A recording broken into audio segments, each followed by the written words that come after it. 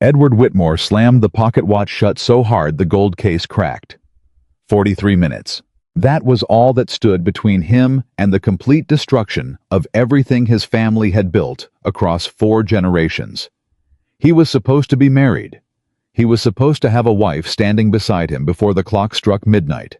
Instead, he was standing alone in a room full of strangers, watching his legacy slip through his fingers like water, and not a single woman in London was willing to save him. Before we go further, if this is your first time here, hit that subscribe button right now and turn on your notifications so you never miss a story. Drop your city in the comments below. Tell me where you're watching from tonight. I want to see exactly how far this story travels. Now let's get into it. The Ashford Winter Ball was the grandest social event London had seen in a decade, and Edward Whitmore hated every single second of it. He stood at the edge of the ballroom, his jaw tight, his eyes scanning the room with the cold precision of a man who had long since stopped pretending to enjoy himself. Crystal chandeliers hung above him, throwing golden light across silk gowns and powdered faces. Music drifted from the far corner, where a string quartet performed something delicate and romantic that made Edward want to put his fist through a wall. Around him, couples laughed and danced and whispered sweet things into each other's ears, entirely unbothered by the quiet catastrophe unfolding inside his chest. 43 minutes. His solicitor, Mr. Alden Price, had sent a message 3 days ago. Edward had read it 4 times, and each time the words hit him the same way a cold bucket of water hits a sleeping man. The language was formal. The message was devastating. Your Grace, pursuant to the terms established within the late Duke's final testament, the entirety of the Belgrave estate, including all lands holdings, financial accounts and entailments, shall transfer in full to Mr. Charles Whitmore upon the occasion of your 35th birthday, should you remain unmarried at the time. The clock strikes midnight on that date. As your 35th birthday falls precisely upon the 23rd of December, you have until the stroke of midnight to legally wed. Should you fail to meet this condition, the estate will transfer automatically and irrevocably. There is no legal remedy after the fact. Edward had known about the condition for years. He had simply never believed it would come to this. He had trusted that time would provide, that the right woman would appear, that some version of his life would arrange itself into something manageable before the deadline arrived. He had worked. He had managed the estate. He had buried himself in ledgers and tenant agreements and land surveys because those were problems he understood. Those were problems with solutions he could find alone. Love was not a problem he understood. And now he was standing in a ballroom 43 minutes from midnight with no bride, no solution, and a cousin named Charles who was probably already celebrating. Edward's hand tightened around the cracked watch case. Charles Whitmore was 6 years younger than Edward, and he had spent every one of those years waiting for Edward to fail. Not because he loved Belgrave, not because he understood its history, or cared about the 300 families whose livelihoods depended on the estate's land and farms. Charles wanted Belgrave the way a gambler wants a winning hand. He wanted it because it was valuable, because it was significant, because possessing it would make him powerful in all the ways that mattered to men like him. Edward had watched his cousin across dining tables for 20 years. He had seen the particular... Charles smiled when things went wrong at Belgrave. A slight curve at the corner of his mouth. A brightness in his eyes that had nothing to do with sympathy. Charles wasn't here tonight. He didn't need to be. He just had to wait. The thought was enough to make Edward feel physically ill. He turned away from the dance floor and moved toward the nearest group of women, because that was why he was here after all. His mother's old friend, Lady Forsyth, had arranged 6 introductions over the past 2 weeks. 6 women who came from suitable families who understood the requirements of marrying into a dukedom, who had been briefed as diplomatically as possible on the time constraint involved. All 6 had declined. Lady Catherine Hartwell had been the most direct about it. She had sat across from him in her family's drawing room, her hands folded neatly in her lap, and explained with devastating pleasantness that she had no intention of being rushed into a legal arrangement that resembled a business transaction more than a courtship. She wanted flowers, she said.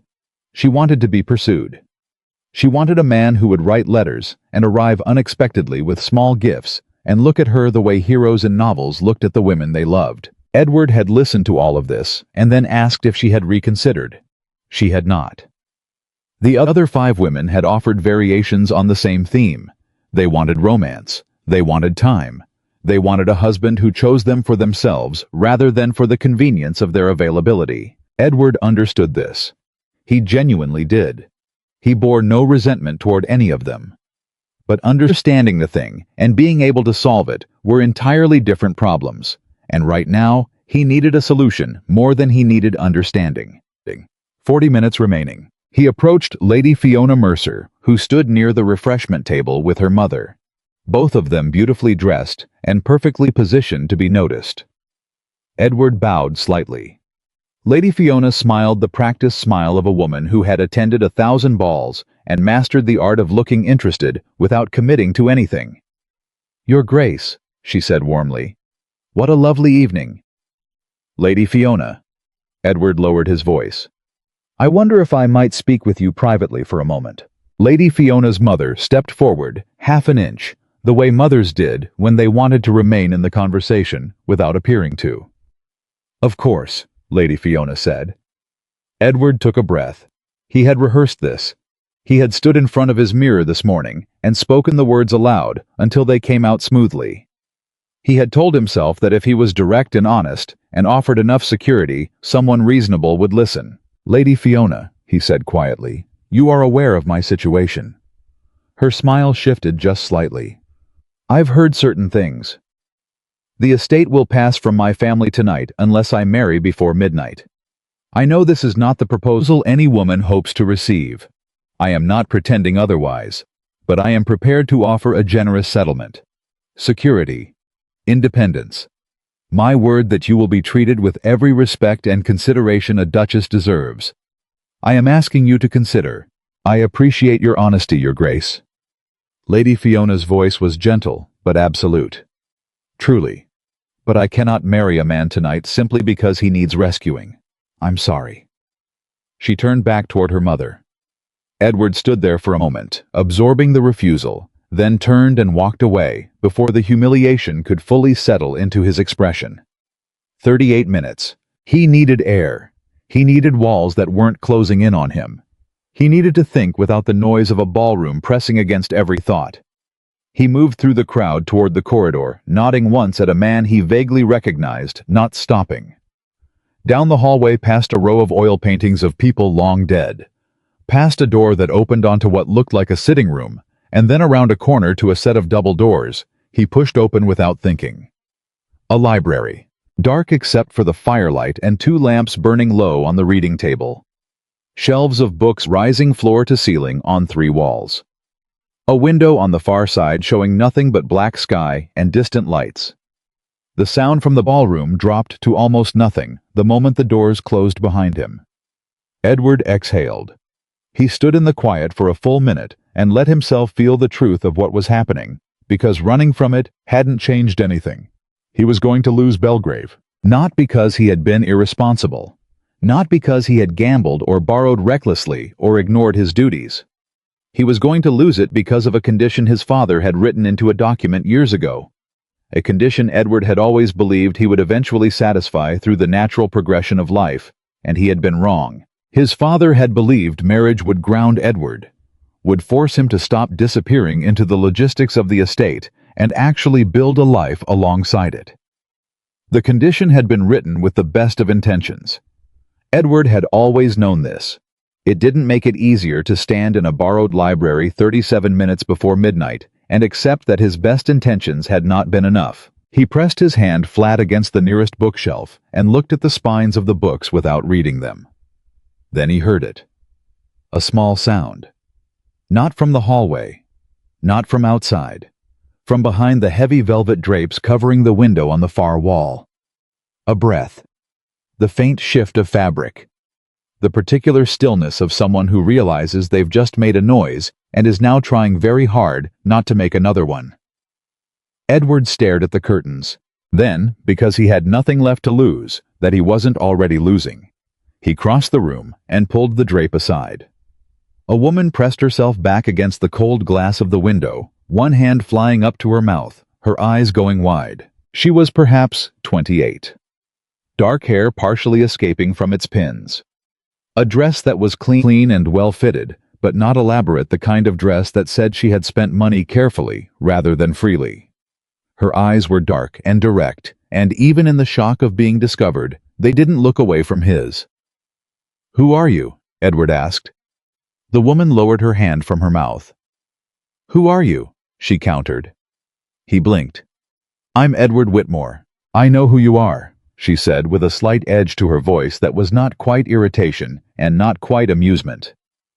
"I was asking as a formality, to give you the experience of being asked a question no one actually needed the answer to." Edward stared at her.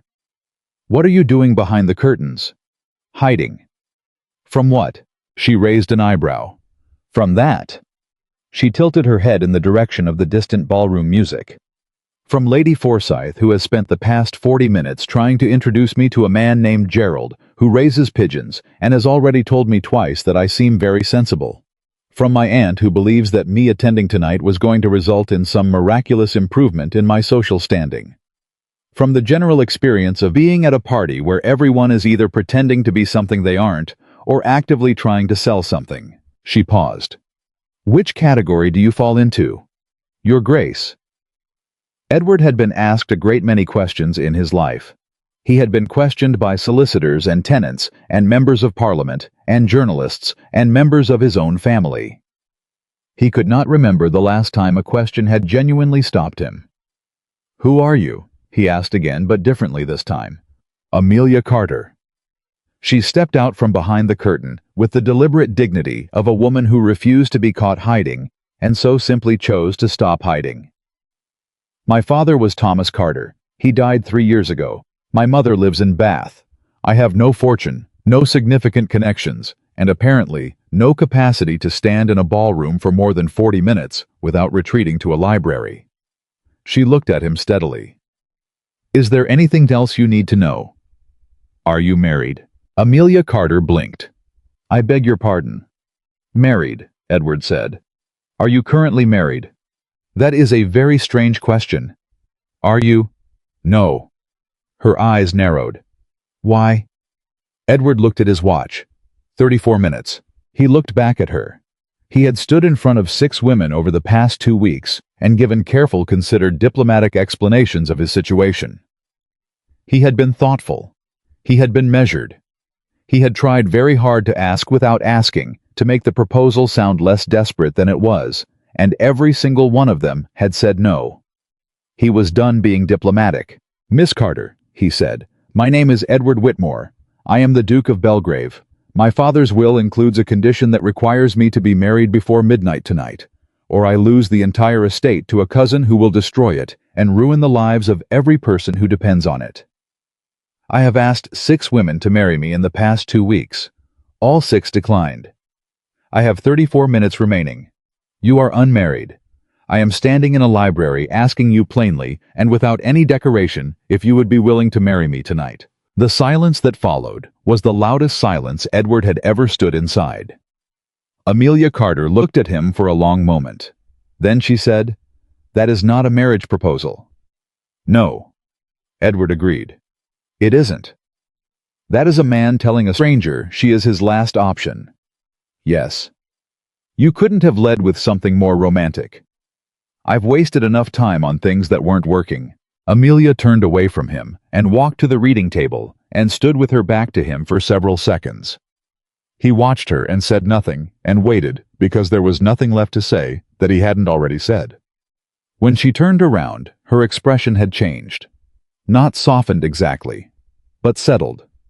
The way a person looks when they've made a decision they haven't fully explained to themselves yet.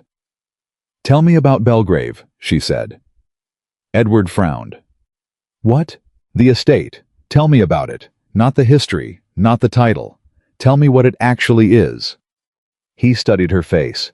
He had no idea what she was doing, but he answered her. 3,000 acres in Northumberland, 47 tenant farms, a village called Barrow's End that has existed on estate land for 200 years. 312 families whose rents, wages, and livelihoods are directly connected to how the estate is managed. A manor house that is 400 years old, and currently suffering from a roof that needs replacing and drainage that hasn't been properly maintained since my father's time." He paused.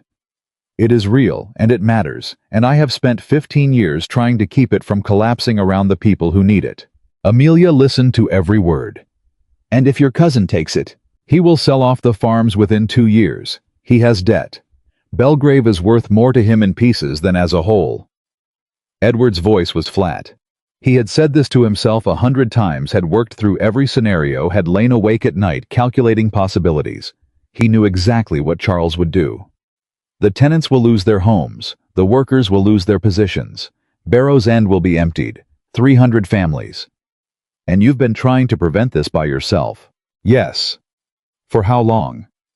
"Since my father died, 7 years." She was quiet again. Then she said, "You don't seem like the kind of man who asks for help." "I'm not. And yet, here you are. Here I am." Amelia looked at him with an expression he couldn't entirely read, and then she said something that completely rearranged his understanding of the situation. "All right," she said, "but I want to negotiate." Edward stared. "Negotiate? Yes." She clasped her hands in front of her, with the calm composure of a woman who had just decided to enter a business meeting rather than a marriage. "You have 33 minutes, and you need something from me. I have nothing you haven't already identified as a liability, no money, no connections, no family name worth anything. But you need a wife, and I am here, and I am willing to listen. That makes me the only asset in the room. So yes, I want to negotiate." Something that had not happened in a very long time moved through Edward's chest. Not quite admiration, not yet, but the first distant shape of it. "What do you want?" he asked. "A private library," she said immediately. "My own, at Belgrave, with a budget for books." "Done. Management authority over the household, not supervision by your housekeeper, actual authority." Edward nodded once. "My mother's debt's cleared. She has £300 outstanding to a merchant in Bath. That debt ends." "Done. My own correspondence handled in my own name. No one reads my letters." "Agreed. And respect." She said it the way other women said the word love, like it was the thing that mattered most, and she had learned not to expect it, but would require it anyway. Not performance, not public courtesy while being ignored in private. Actual respect. You treat me as someone whose opinion on things is worth hearing. Edward was quiet for a moment. "That's not a condition I can sign a document to," he said. "No," she agreed. "It isn't, which means I'm accepting it on trust." She met his gaze directly. "That should tell you something about how seriously I'm taking this." He looked at her. This woman who had been hiding behind a curtain 20 minutes ago. This woman London had apparently decided was past her prime, and past her usefulness, and past whatever narrow window of opportunity the city allotted to women without fortunes. This woman who had just looked at a duke across a library table and negotiated with him as though they were equals. Because as far as she was concerned, they were. "We have 31 minutes, Edward said. "Then let's go." They did not leave through the main doors. Edward knew the ballroom well enough to know that walking out with an unknown woman and attempting to leave the building would generate conversation he didn't have time for. He led Amelia down the corridor and through a service passage he'd located earlier in the evening. "Always know your exits." His father had taught him, which was not something his father had meant literally. But Edward had taken literally anyway, and out through a side door into the cold December air. His carriage was already waiting at the corner. His coachman, a reliable man named Fletcher, who had worked for the Belgrave household for 11 years, stood beside it without expression, which was the expression of a man who had learned that surprises were part of the position. "Fletcher," Edward said, opening the carriage door himself, "St. Giles Registry Office, as fast as you can manage." Fletcher climbed to the box without a word, and the carriage moved. Inside, Amelia sat across from Edward and looked out the window at the London streets passing in the dark, and for a few minutes neither of them spoke. Edward became aware that he was sitting across from a woman he had known for less than 20 minutes, and that the next time either of them stepped out of a carriage, their lives would be irrevocably different. "Are you frightened?" he asked. Amelia turned from the window. Are you? Yes. She considered this with the seriousness it deserved. Then yes, she said. But fear doesn't change anything about what we're doing, so it's not particularly useful right now. Have you thought about what you're agreeing to? I've thought about it more quickly and thoroughly than is probably advisable. She looked at him directly. You're asking me to marry a stranger, to leave the life I know, which was admittedly not a remarkable life, but it was mine. To go to an estate I've never seen and become responsible for a household I don't know and a position I've never held. A pause. And you're asking me to do it in? She glanced at his watch. 28 minutes. Yes, I'm aware of all of that. She turned back to the window. Ask me again tomorrow if I've thought about it enough. The registry office on St. Giles Street was dark, except for a single lamp in the front window. Edward had sent a messenger that afternoon, not out of confidence that he would arrive with a bride, but out of the desperate logic that it cost nothing to prepare, and the clerk, a tired man named Holt, who had seen enough unusual things in his career to have stopped being surprised by them, was waiting. The papers were already prepared. The witnesses were two of Holt's clerks pulled from whatever they'd been doing and standing near the wall with the expressions of men who understood they would be telling this story for years. Amelia Carter stood beside Edward Whitmore in a room that smelled like old paper and candle wax and signed her name with a steady hand on a line that in approximately 3 minutes would change everything she was. Edward signed beside her. The clerk stamped the document, looked at the clock on the wall. 11:58, Holt said. He looked between them with the mild expression of a man who had processed a lot of marriages and learned not to editorialize. It's legal and binding. Congratulations, Your Grace. And to you, Your Grace. That second address took both of them a moment to process. Amelia looked at the document in Holt's hands. The clock moved. 11:59. Midnight came 2 minutes later, as midnights do, without ceremony, and without drama, and without any awareness of how much it meant. Edward Whitmore, Duke of Belgrave, had a wife. Amelia Whitmore, Duchess of Belgrave, had a life that bore no resemblance to anything she had planned. They stepped out of the registry office into the cold night air and stood on the pavement for a moment side by side in the silence that follows any significant and irreversible event. Well, Amelia said. Well, Edward agreed. What happens now? Edward had been so consumed with the problem of getting married that he had given almost no thought to the problem of what came after. He looked at the woman standing beside him. His wife, he thought, and the word felt strange and enormous, and he understood that the thing he had been running toward for the past several hours was not an ending. It was a beginning. We go to Belgrave, he said. Amelia pulled her coat around her against the cold. When? Tomorrow morning. I'll arrange a room for tonight at the house in Grosvenor Square. She nodded. They walked toward the carriage, and Edward held the door for her, which was not something he had planned to do or thought about. He simply did it, and Amelia paused before climbing in and looked at him with an expression that was not quite surprise and not quite gratitude, but something in between. Thank you, she said. For what? For the door. She said it lightly, but her eyes were serious.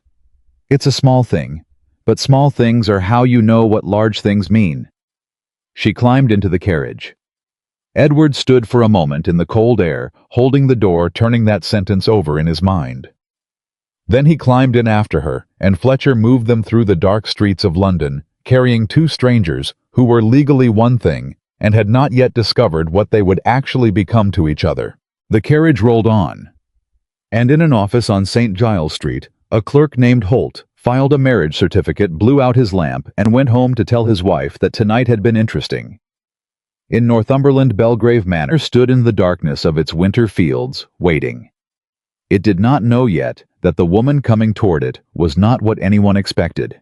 It did not know yet that she was exactly what it needed. And Edward Whitmore, sitting across from his new wife in the dark of a moving carriage, watching her look calmly out the window at a city she was leaving behind, felt something shift inside his chest that had nothing to do with relief and nothing to do with victory. He didn't have a name for it yet. He had time to find one. For the first time in 7 years, Edward Whitmore had something at Belgrave he had never allowed himself before. He had a partner. He just didn't know it yet. And Amelia Carter. Amelia Whitmore now pressed her fingers quietly against the cold glass of the carriage window and watched the city disappear behind her, and she did not let herself be afraid because she had made her decision, and she kept her decisions, and she had looked into the eyes of a desperate duke in a borrowed library and seen something she recognized. A person who would destroy himself before he let the people depending on him come to harm. She had grown up watching her father be that person. She understood it completely. She had also watched her father die alone, still carrying everything, because he had never learned to set any of it down. She was not going to let that happen again. Not if she could help it. And Amelia Carter had always been very good at helping things, even when no one was watching. Especially then. The carriage ride to Grosvenor Square took 19 minutes.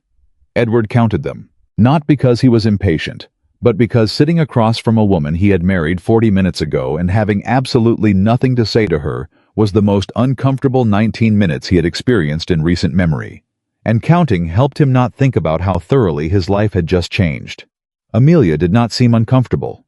That was the strange thing. She sat with her hands folded in her lap and looked out the window with the calm expression of a woman on an ordinary evening outing. Not a woman who had just signed a legal document that altered the entire trajectory of her existence. She didn't fidget. She didn't fill the silence with nervous conversation. She simply existed in the quiet with a composure that Edward found simultaneously reassuring and baffling. He was the one who had been planning for this evening for weeks. She had been hiding behind a curtain. And she was the calm one. "You're staring," Amelia said without turning from the window. "I'm thinking." You can do both simultaneously, but it's slightly unnerving for the person being stared at. Edward looked away. "I apologize." "Don't apologize. Just tell me what you're thinking." He considered the question honestly. "I'm thinking that I know almost nothing about you. You know enough to have married me. I know you were hiding in a library. I know your father died 3 years ago. I know you have a mother in Bath and 300 pounds of outstanding debt and a strong preference for having your own books." He paused. "That is not a substantial body of knowledge about a person." Amelia turned from the window then, and in the lamplight of the carriage, he could see her face more clearly than he had in the library. She was not conventionally beautiful in the way that London society prized beauty. She didn't have the delicate porcelain features or the practiced elegance of the women who had circled the ballroom tonight. But there was something in her face that was more interesting than beauty. A quality of attention. Like she was always in the process of understanding something, and the understanding mattered to her. "What would you like to know?" she asked. "Everything eventually," Edward said. "Tonight I'll settle for the most important thing. Which is, why did you say yes?" Amelia was quiet for a moment. Not the silence of someone searching for the right words, but the silence of someone deciding how honest to be. "Because you told me the truth," she said finally. Edward frowned. "That's all? That's everything?" She looked at him steadily. "You didn't pretend it was a romantic proposal. You didn't try to charm me or impress me or convince me you were something other than a desperate man with a deadline. You looked at me and told me exactly what you needed and exactly what you could offer and let me decide." She paused. "Do you have any idea how rare that is?" He didn't answer because the honest answer was no. "Men have spent my entire adult life trying to manage my expectations," Amelia continued. "Telling me what they think I want to hear. Telling me I'm very sensible or very practical or very useful, as if useful is something a woman is supposed to aspire to. You looked at me and talked to me like I was capable of handling the truth. I haven't had that in a long time." A pause. "Maybe ever." The carriage slowed. Fletcher brought them to a stop outside the townhouse on Grosvenor Square, a 4-story building with lit windows on the lower floors, where Edward's small London staff had clearly been waiting up. The front door opened before Edward had fully stepped out of the carriage, and his housekeeper, Mrs. Pendleton, appeared at the top of the steps with the composed expression of a woman who had received unusual instructions before, and was determined to handle this one with equivalent professionalism. She looked at Amelia. Amelia looked at her. Mrs. Pendleton, Edward said, moving up the steps. This is the Duchess of Belgrave. She'll need the guest suite prepared tonight and a trunk packed for Northumberland by 8 tomorrow morning. Please make sure she has everything she requires.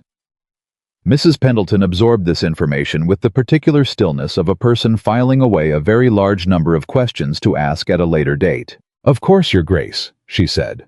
And then she looked at Amelia with an expression that was professional and assessing and not unkind. Welcome, Your Grace, if you'll follow me. Amelia followed her into the house. At the door she paused and turned back to look at Edward, who was still standing on the steps. Good night, she said. Good night, miss. He stopped. Amelia. The name felt strange in his mouth, like something borrowed, like a word in a language he was just beginning to learn. She watched him correct himself, and something moved briefly across her face, not quite a smile, but the shape of one. Good night, Edward, she said, and went inside. Edward stood on the steps alone in the cold night air for a long moment. He had done it. He had saved Belgrave. He had a wife.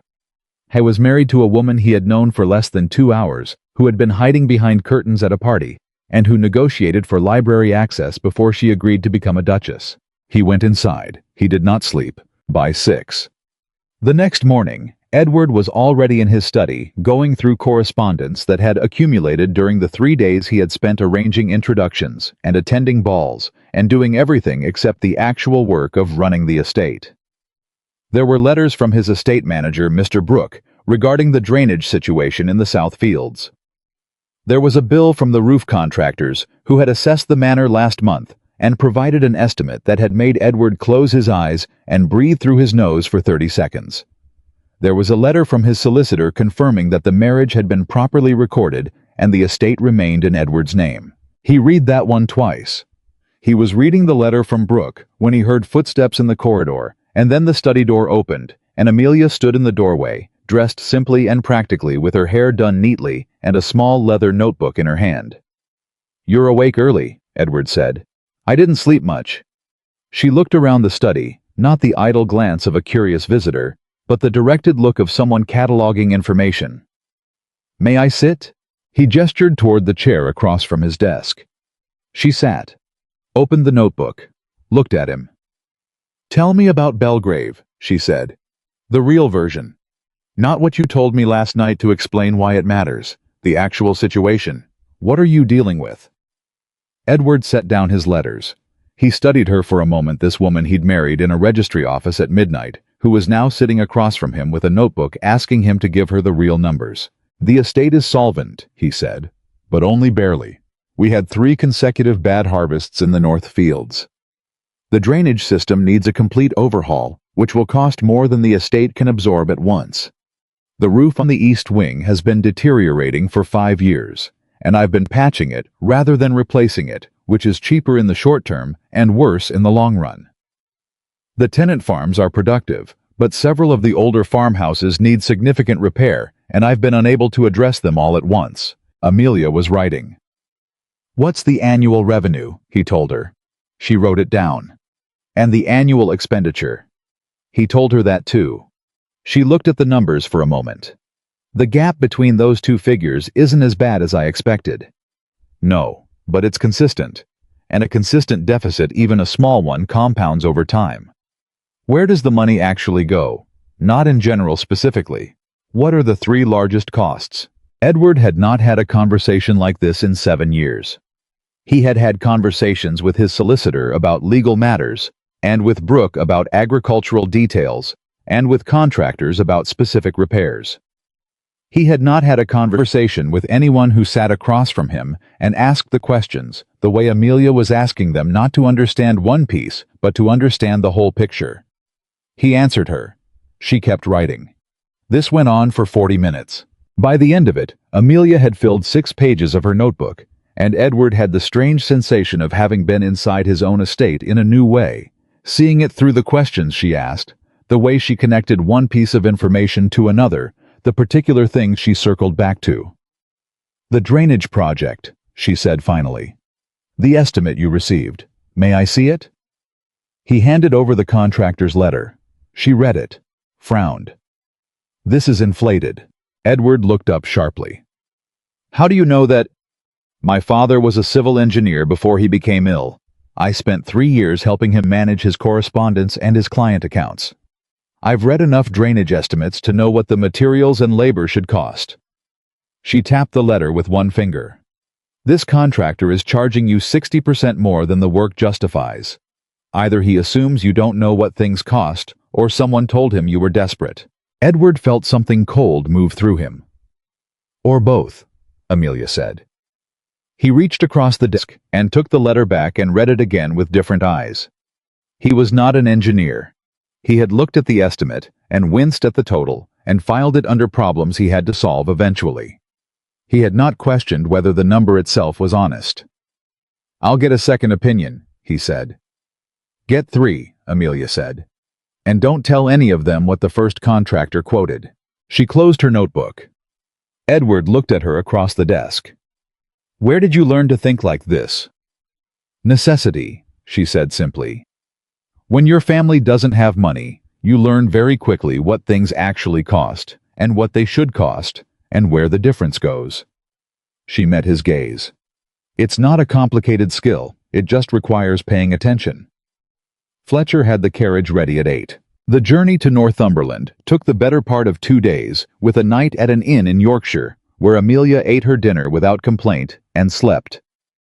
Edward assumed without difficulty. He heard no sounds from her room. He himself lay awake for 2 hours, listening to the inn settle around him, and thinking about drainage estimates and roof repairs, and the particular way Amelia had said the word necessity. They arrived at Belgrave Manor on the afternoon of the second day. Edward watched Amelia's face when the manor came into view. He had spent enough time at Belgrave to have stopped seeing it the way a newcomer would. He knew the house. He knew the way the morning light caught the east windows, and the way the great hall smelled in winter, and the way the staircase creaked on the 3rd step from the top. He had stopped being able to see it as a stranger would see it. Amelia saw it clearly. He watched her take it in the size of it, the age of it, the particular worn grandeur of a house that had been magnificent, and was now working hard to maintain the memory of magnificence. She didn't gasp. She didn't say it was beautiful. She looked at it with the steady assessing attention he was beginning to recognize as her default mode, and she was quiet for a moment. The east wing, she said. The roof, Edward confirmed. She nodded once. All right. They stepped out of the carriage, and the Belgrave staff was lined up at the entrance, 12 people, all of whom had worked for the estate for years, most of whom had known Edward since he was a boy. They looked at Amelia with the careful, composed expressions of people who understood their positions depended on the correct response to whatever this was. Edward introduced her as the Duchess of Belgrave. No one said anything unusual, but the housekeeper, a woman named Mrs. Agnes Walsh, who had run Belgrave's household for 22 years, looked at Amelia with the particular expression of a woman taking measure of another woman, and something passed between them that Edward couldn't entirely interpret. Your Grace, Mrs. Walsh said. Her tone was perfectly correct. Mrs. Walsh, Amelia said, I understand you've managed this household for over 20 years. I have. Then you know it better than anyone. A pause. I'd like to sit down with you tomorrow morning and have you walk me through how things work here. Not to change anything immediately, to understand it first. Would that be agreeable? Mrs. Walsh blinked. It was the smallest possible blink, barely visible, but Edward caught it. Of course, Your Grace, the housekeeper said, and this time the courtesy in her voice had a different texture. Not warmer exactly, but more genuine. That evening after dinner, a quiet dinner at a table that could seat 20, with just the two of them at one end. Amelia excused herself and went to examine the library. Edward sat alone at the table for a few minutes. He could hear her footsteps overhead, moving from room to room as she made her way down the corridor to the library he'd pointed out when he showed her through the house. He heard her stop. He heard the sound of a door opening. Then nothing. He went upstairs. The library door was open.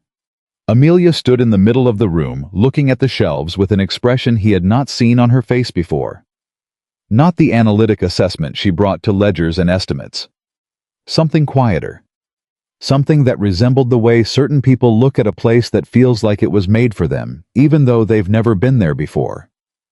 "This was the condition you said yes for," Edward said from the doorway. Amelia turned. "Partly." She ran her fingers along a row of spines. "My father had a study like this. Not this large, but the same feeling." She looked around the room. Rooms full of books always feel like the person who collected them is still present somehow. "My grandfather collected most of these. He had good taste." Edward leaned against the doorframe. "May I ask you something? You own the house. You can ask whatever you like." "That's not how I meant it." She looked at him. "I know. What did you want to ask? Do you regret it today, coming here?" Amelia was quiet for a moment, which he had learned did not mean she was uncertain, but that she was being precise.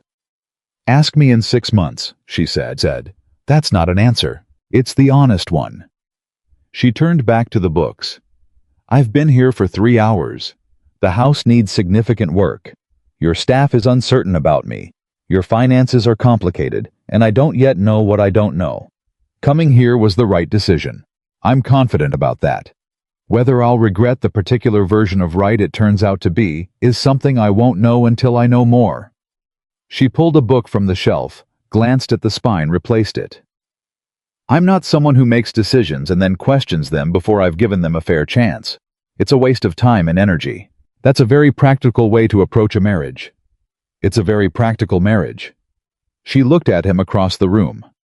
"That's what we agreed to." Edward nodded. "Get some sleep," Amelia said, not unkindly. "You look like you haven't slept properly in weeks." He hadn't.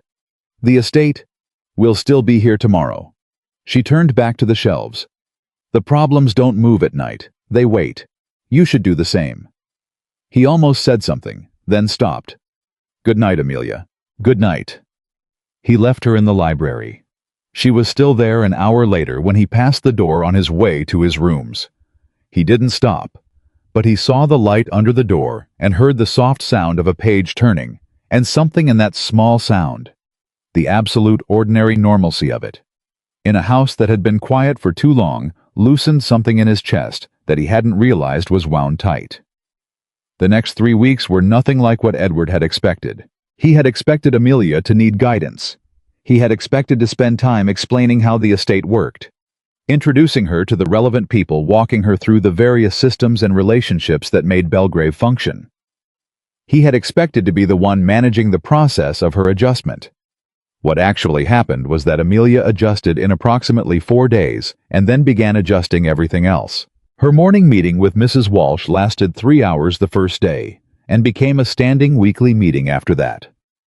He could hear them sometimes from the corridor, not arguing exactly, but engaged in what Mrs. Walsh, who was not a woman given to praise later, described to Edward's estate manager as a conversation worth having. Amelia met with Brooke, the estate manager, on the 5th day.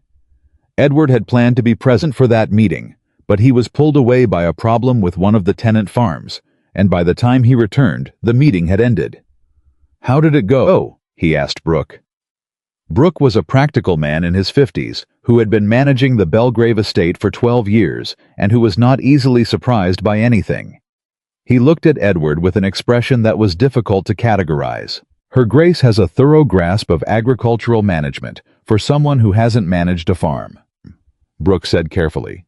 "What does that mean?" "It means she asked me why we're paying the current rate for seed grain when 3 suppliers within 30 miles offer lower rates for equivalent quality. And when I explained that we'd always used the same supplier, she asked me when we'd last actually compared prices, and when I told her it had been some time, she suggested we should." He paused.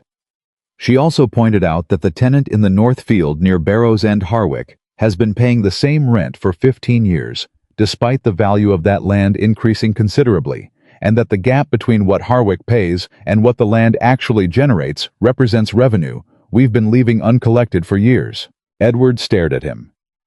"She calculated that in one meeting." "She had a notebook," Brooks said with the tone of a man for whom this explained a great deal. By the end of the 2nd week, the drainage contractor had been replaced. Amelia had found 2 alternative firms through correspondence she had conducted herself. Edward only learning about it when the new estimates arrived, both of which came in 35% below the original quote. She had presented Edward with all 3 estimates laid side by side, with notations in her careful handwriting, explaining exactly where the numbers differed and what those differences implied. He had looked at the page for a long moment. "You did this in 2 weeks," he said. "I've been moving quickly." She looked at the estimates over his shoulder. "Take the middle one. Not the cheapest. The cheapest is cutting corners somewhere I can't identify yet. But not the original, obviously." "Obviously," Edward repeated with a dryness that surprised both of them. Amelia glanced at him sideways. Was that a joke? Apparently. The faintest suggestion of a smile. Then she straightened and moved away from the desk. But the thing that happened at the end of the 3rd week was not something either of them had planned. Edward came back from a long day in the North Fields. Harwick's drainage ditch had collapsed, and 2 farm workers had spent the morning bailing water from a root cellar, while Edward and Brooke worked out the fastest repair, cold and tired, and carrying more mud on his boots than was appropriate for any indoor surface. He came through the side entrance and was heading toward the stairs when he heard voices. Not raised voices, but sharp ones, coming from the small sitting room off the main hall. He pushed the door open. Amelia was standing near the fireplace with her arms crossed and her posture very straight. Across from her sat a man Edward recognized immediately, and the recognition hit him like cold water. Gerald Whitmore, Charles's older brother. A man who had visited Belgrave exactly twice in Edward's memory, both times on behalf of Charles, both times carrying documents or information that turned out to be designed to create pressure or confusion, or both. Gerald was smiling the way men smile when they believe they have the advantage in a situation and want the other person to know it. "Your Grace," Gerald said, looking past Amelia to Edward. "Congratulations on your marriage. We were all rather surprised to hear the news." "I imagine you were," Edward said. He looked at Amelia. "What is this?" "Mr. Whitmore arrived an hour ago," Amelia said. Her voice was perfectly level. "He says he's here to offer his congratulations. He's also been suggesting fairly consistently for the past 15 minutes that the circumstances of our marriage might be worth examining legally." Edward went very still. Gerald spread his hands in a gesture of magnanimous reason.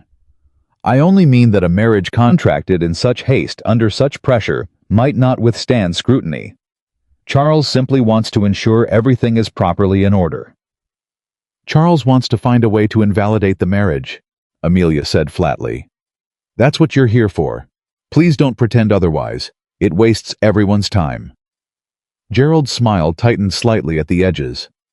"My dear, I'm not your dear," Amelia said. "I am the Duchess of Belgrave, and the marriage is legal, witnessed, registered, and binding. If Charles believes otherwise, he is welcome to pursue that belief through his solicitor, who will then communicate with our solicitor, and we will allow the legal system to settle the question." She looked at Gerald with an expression that was not hostile, but was absolutely final. "In the meantime, you've offered your congratulations. We receive them gratefully. Is there anything else?" Gerald looked at Edward. Edward looked at Gerald. "No," Gerald said. "I believe that covers it. Fletcher will show you out," Amelia said. "Safe travels." Gerald left. The door closed. Edward stood in the middle of the room and looked at his wife, and felt the second complete rearrangement of his understanding of the situation. "He arrived an hour ago," he said. "Yes." "And you handled it?" "Yes." "Without sending for me?" Amelia turned toward the fireplace. "You were in the North Fields. There was a genuine emergency there. Gerald Whitmore is not a genuine emergency. He's a man delivering a message on behalf of someone who's disappointed and looking for leverage." She picked up the small notebook from the side table. "I've seen men like him before. They're not dangerous unless you treat them as though they are. You give them exactly as much as they're owed and nothing more." Edward was quiet for a moment. What he said about the marriage has no legal foundation, and he knows it. She turned to face him. "The marriage is valid. He's fishing.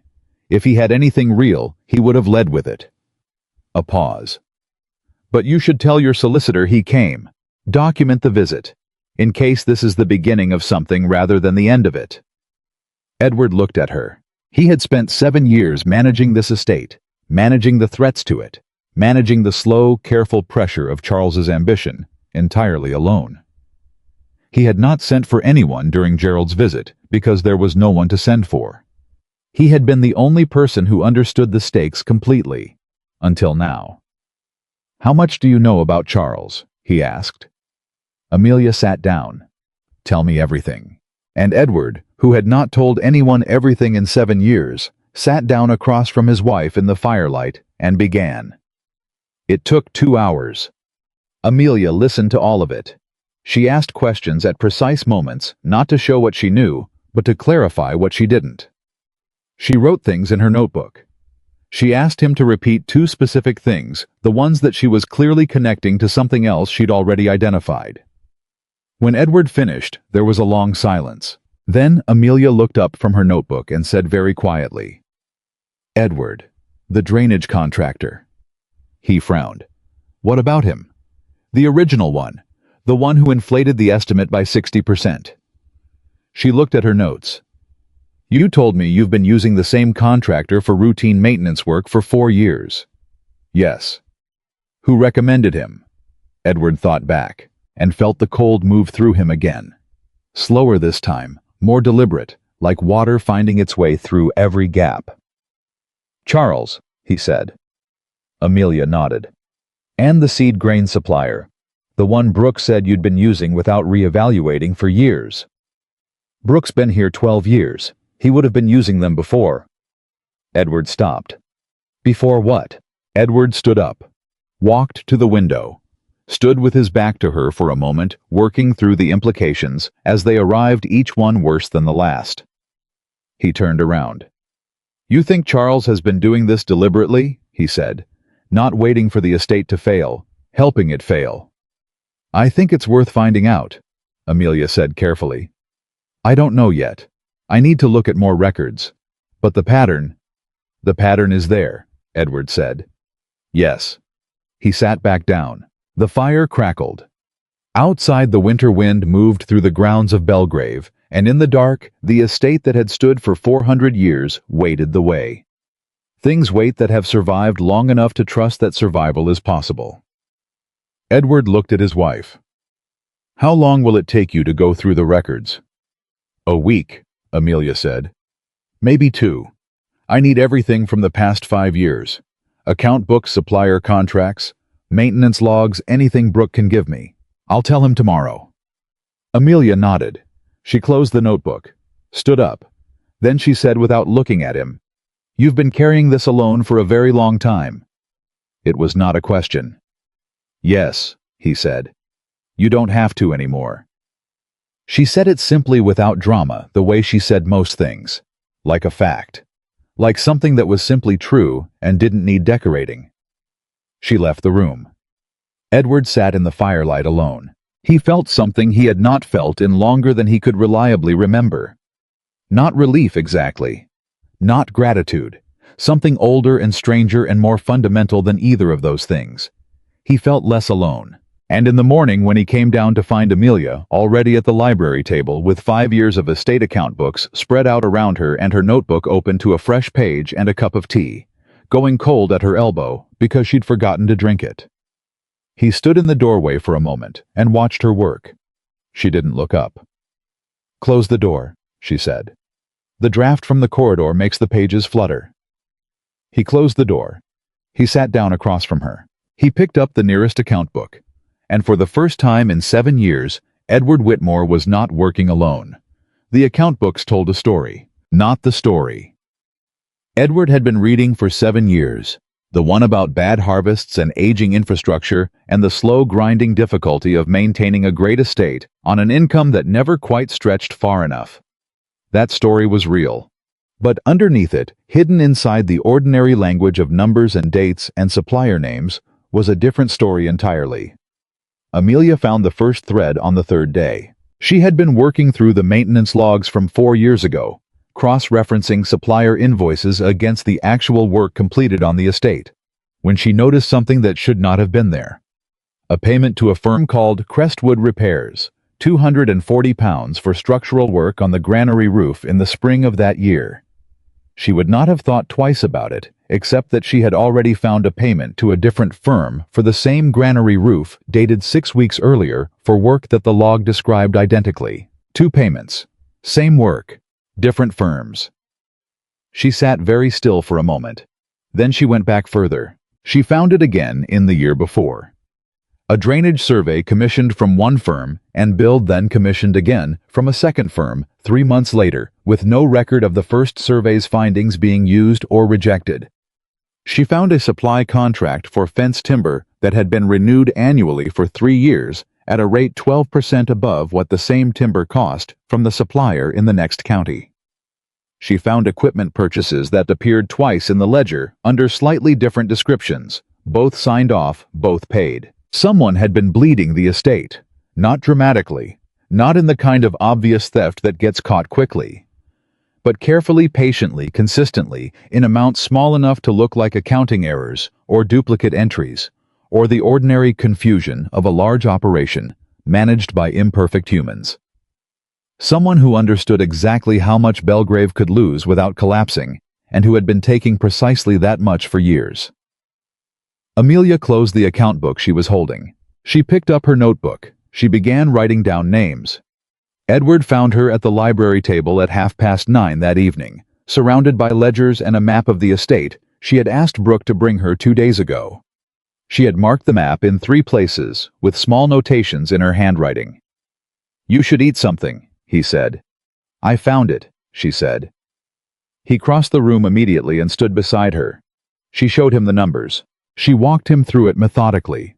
The doubled payments, the inflated contracts, the duplicate purchases, the timber supplier, the granary roof. She showed him each entry, and then showed him what was wrong with it, and with every page she turned the silence around. Edward got heavier and more dangerous in the way that the air gets before a storm. By the time she finished, he had been standing very still for several minutes. "How much?" he said. His voice was quiet. That particular quiet that isn't calm at all. "Over 5 years, I estimate between £4,000 and £5,000, possibly more. I haven't finished the earlier records yet." The number landed between them like something physical. £4,000 to £5,000. Extracted from the estate his grandfather had built and his father had maintained, and that he had spent 7 years trying to save piece by careful piece, while someone reached into his pocket and quietly took fistfuls of it and walked away. "Who knew about these accounts?" Amelia asked. "Who had the authority to approve these payments?" "Brooke signs off on all expenditures under £300. Anything above that comes to me. These are all under £300. She tapped the page. "Every single one. Never above the threshold that would require your personal review." Edward looked at the numbers. "That's not coincidence," he said. "No." She looked at him steadily. "It isn't."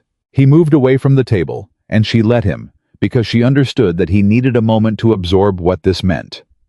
Not the financial damage he would calculate that later with his solicitor in the careful clinical language of legal proceedings. What he needed a moment to absorb was the human reality of it. That someone he had trusted, someone inside this household, or close enough to it, to understand exactly how the approval system worked, had been using that knowledge against him for years. When he came back to the table, his face was composed again. But she could see the effort behind the composure. "Charles," he said. "Almost certainly the architect," Amelia said. "But he'd need someone here, someone with access to the accounts and the authority to approve payments and the ability to invent work orders and enter them into the logs." She paused. "Who processes the maintenance documentation? Not who signs off on it. Who actually fills in the forms and enters the records," Edward thought. "Pemberton."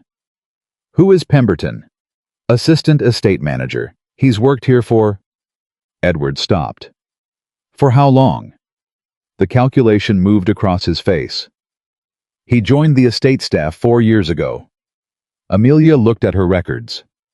"The earliest irregular payment I've found is dated 4 years and 2 months ago." The silence that followed was the loudest thing in the room. Edward pulled out the nearest chair and sat down.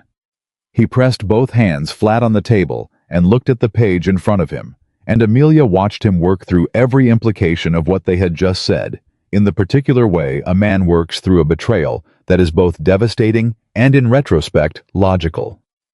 He recommended Pemberton, Edward said. He didn't need to specify who he meant. Yes, Amelia said quietly. I thought he might have. I hired the man. I trusted him. I trusted his judgment about Pemberton, about the contractors, about the grain supplier. His voice was flat, controlled with effort. I gave Charles every tool he needed to dismantle this estate from the inside, and I handed them to him voluntarily, because I believed he simply had the family's best interests at heart, despite everything else. You trusted your cousin, Amelia said. That's not a character flaw. That's what family is supposed to mean. It means I was naive. It means you were hopeful. She looked at him across the table. Those are different things. And whatever the difference is, it doesn't matter right now. What matters is what we do with what we've found. He looked at her. What do we do with what we've found? We don't touch Pemberton yet, she said immediately. If he realizes we know, he'll warn Charles, and anything we haven't found yet disappears. We continue exactly as we have been. I keep going through the records. You keep working with Brooke and Pemberton the same way you always have. Nothing changes on the surface. And underneath I finish building the case. She tapped the notebook. Every entry documented, every duplicate payment traced, every inflated contract cross-referenced against market rates. By the time I'm done, there won't be a single thing a court could question. Edward looked at her for a long moment. You've thought about this already, he said. Before you told me. I needed to be certain before I gave you information that would change how you behave toward people you see every day. You're not a man who can pretend well when he's been betrayed. She said it directly without apology. Your face does what your face does. He almost laughed. Almost. That's true, he said. I know.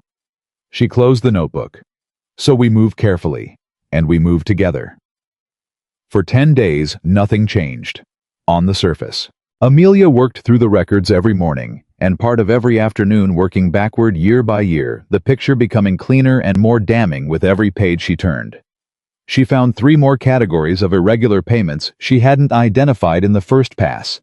A recurring charge for landscape maintenance from a firm that Brooke had never heard of, and that Amelia could not locate any other record of existing, and a set of equipment storage fees for machinery that, when she asked Brooke to physically account for it, turned out to be either missing or replaced with older, cheaper versions. Someone had been selling Belgrave's equipment and charging the estate for storing it. When she showed Edward that particular finding, he set the ledger down very carefully on the table and looked at the ceiling for approximately 30 seconds. Tell me what you need me to do, he said. Nothing yet. Keep going. Underneath the surface. Edward did something she didn't know about until the morning she came down early and found him already at the library table with a different set of documents spread out in front of him. Documents she didn't recognize in a handwriting that wasn't his. What are these? She asked. He looked up. I wrote to my father's personal solicitor. Not the estate solicitor. My father kept a separate man, a fellow in Edinburgh named Grantham, who handled certain private family matters. I asked him to send me everything he had related to Charles. Amelia sat down. And? Edward pushed the documents toward her. She read. It took 20 minutes, because she read carefully, and she read everything, and when she finished, she put the last page down and sat quietly for a moment. Your father knew, she said. Suspected, Edward corrected. He suspected Charles might attempt something like this. That's why the condition was in the will. Amelia looked at him sharply. The marriage condition. He didn't put it there because he thought marriage would ground me, Edward said. That's what I always believed, what I told myself, what I told everyone. He looked at the documents. He put it there because he knew that if Charles got control of the estate, a bachelor duke with no heir and no wife would have no one to stand beside him. No witness, no partner.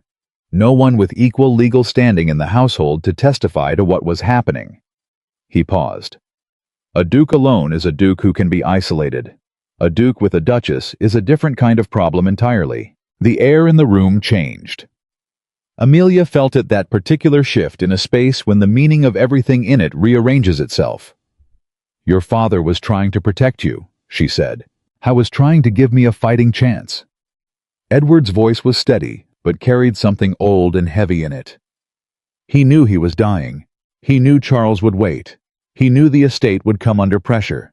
And he believed that the one thing Charles could not manipulate, control, or buy was a woman who chose to be here. He looked at her. He just didn't specify which woman. Amelia was quiet for a long moment. "He sounds like a man who understood people," she said finally. "How was?" A pause. "He would have liked you." She didn't respond to that immediately. She picked up Grantham's letter again and read a particular paragraph twice. "He also documents something else. Look at the third page, middle section." Edward found the passage. Grantham had written in the cautious language of a solicitor who understood the weight of what he was committing to paper, that he had reason to believe Charles had been communicating with certain creditors of the estate, not to assist in resolving the debts, but to encourage them to call in outstanding balances simultaneously, which would create a liquidity crisis severe enough to force the sale of estate assets, at which point Charles had positioned himself to acquire those assets at distressed prices through intermediaries. It was not just about inheriting Belgrave. Charles wanted to buy it back piece by piece for pennies on the pound, while the estate's tenants and workers watched everything around them collapse. Edward put the letter down.